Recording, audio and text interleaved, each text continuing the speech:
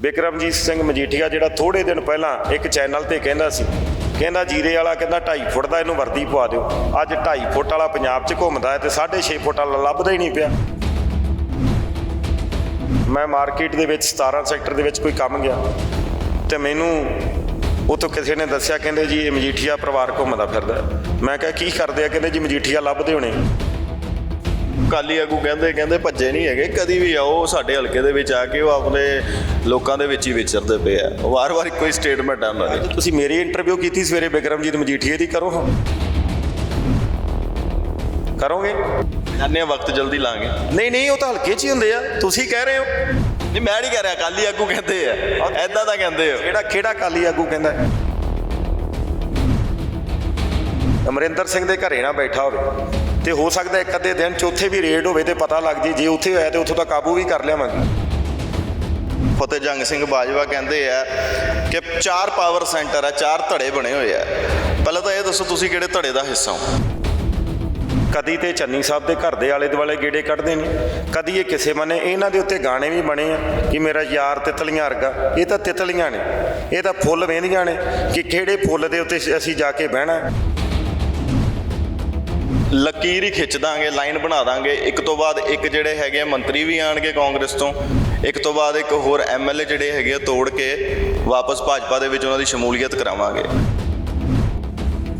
ਫਤਿਹ ਬਾਜਵਾ ਜਿਹੜਾ ਬੀਜੇਪੀ ਨੂੰ ਗਾਲਾਂ ਕੱਢਦਾ ਹੁੰਦਾ ਸੀ, ਉਹ ਹੀ ਫਤਿਹ ਬਾਜਵਾ ਅੱਜ ਡਰਦਾ ਹੋਇਆ ਅੱਜ ਬੀਜੇਪੀ ਜੁਆਇਨ ਕਰਦਾ ਪਿਆ। ਇਹ ਬਟਾਲੇ ਤੋਂ ਛੱਡ ਕੇ ਇਹਨੂੰ ਕਿਤੋਂ ਵੀ ਟਿਕਟ ਦੇ ਦਿਓ, ਇਹਦੀ ਜ਼ਮਾਨਤ ਜ਼ਬਤ ਹੋਣੀ। ਇਹਦਾ ਤੇ ਜਿਹੜਾ ਨਵਜੋਤ ਸਿੰਘ ਸਿੱਧੂ ਦਾ ਜਿਹੜਾ ਕਿਰਦਾਰ ਆ ਉਹ ਸੇਮ ਨਹੀਂ ਗਾ। ਇਹ ਤਾਂ ਨਵਜੋਤ ਸਿੰਘ ਸਿੱਧੂ ਦੀ ਪੈਰ ਦੀ ਜੁੱਤੀ ਦੇ ਬਰਾਬਰ ਵੀ ਹੈ ਨਹੀਂ। ਮੇਰੇ ਪਿਤਾ ਜੀ ਸਰਦਾਰ ਇੰਦਰਜੀਤ ਸਿੰਘ ਜੀਰਾ ਜੀ ਇਸ ਦੁਨੀਆ 'ਚ ਨਹੀਂ ਰਹੇ। ਉਹਨਾਂ ਨੇ ਕਹਿ ਜਾਣਾ ਕਿ ਐਮਐਲਏ ਬਣਨਾ, ਵਜ਼ੀਰ ਬਣਨਾ, ਮੁੱਖ ਮੰਤਰੀ ਬਣਨਾ ਇਹ ਛੋਟੀਆਂ ਚੀਜ਼ਾਂ ਨੇ। ਜੇ ਬਣਨਾ ਹੈ ਤਾਂ ਇਨਸਾਨ ਬਣੋ, ਲੋਕਾਂ ਦੇ ਵਿੱਚ ਤੁਹਾਡੀ ਇਨਸਾਨੀਅਤ ਜਿਉਂਦੀ ਰਹਿਣੀ ਚਾਹੀਦੀ ਹੈ।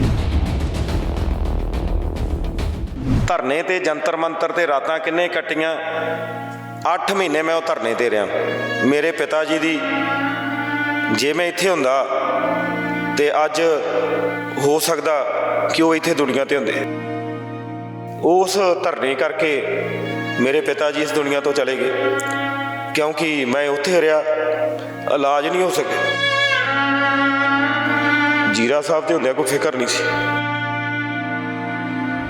ਤੁਸੀਂ ਕੈਪਟਨ ਸਾਹਿਬ ਨੂੰ ਸਤਿਕਾਰਯੋਗ ਕਹਿੰਦੇ ਹੋ, ਤੁਹਾਡੀ ਪਾਰਟੀ ਦੇ ਪ੍ਰਧਾਨ ਸਾਹਿਬ ਉਹਨਾਂ ਨੂੰ ਕਹਿੰਦੇ ਉਹਨਾਂ ਨੂੰ ਠੋਕਤਾ ਸੀ। ਕੈਪਟਨ ਸਾਹਿਬ ਨੇ ਚਾਚੇ ਤੇ ਭਤੀਜੇ ਦਾ ਜਿਹੜਾ ਸੀ ਰਿਸ਼ਤਾ ਨਿਭਾਇਆ, ਕਿਉਂਕਿ ਬਿਕਰਮਜੀਤ ਮਜੀਠੀਆ ਉਹਨਾਂ ਨੂੰ ਚਾਚਾ ਕਹਿੰਦਾ ਸੀ ਔਰ ਉਹਨਾਂ ਨੇ ਰਿਸ਼ਤਾ ਨਿਭਾਇਆ। ਮੈਂ ਹੱਥ ਜੋੜਦਾ ਰਿਹਾ ਕਿ ਆਪਾਂ ਕਾਰਵਾਈ ਕਰੀਏ, ਪਰ ਕੈਪਟਨ ਸਾਹਿਬ ਇਹਨਾਂ ਨਾਲ ਰਲੇ ਸੀ, ਕਿਸੇ ਨੇ ਕਾਰਵਾਈ ਨਹੀਂ ਕੀਤੀ।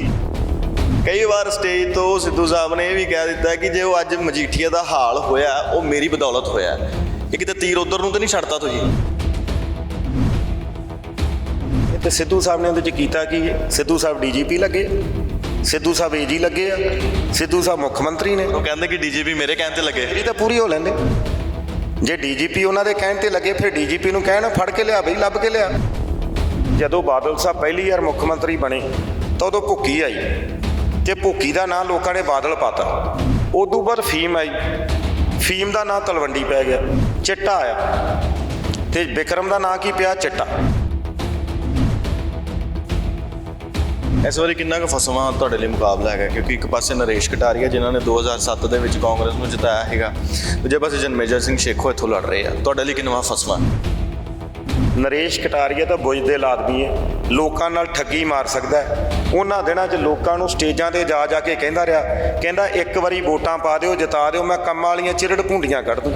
ਮੈਂ ਇੱਕ ਦਿਨ ਪੁੱਛਿਆ, ਮੈਂ ਕਿਹਾ ਕਟਾਰੀਆ ਸਾਹਿਬ ਚਿਰੜ ਭੁੰਡੀਆਂ ਕੀ ਹੁੰਦੇ? ਕਹਿੰਦਾ ਮੈਨੂੰ ਵੀ ਨਹੀਂ ਪਤਾ।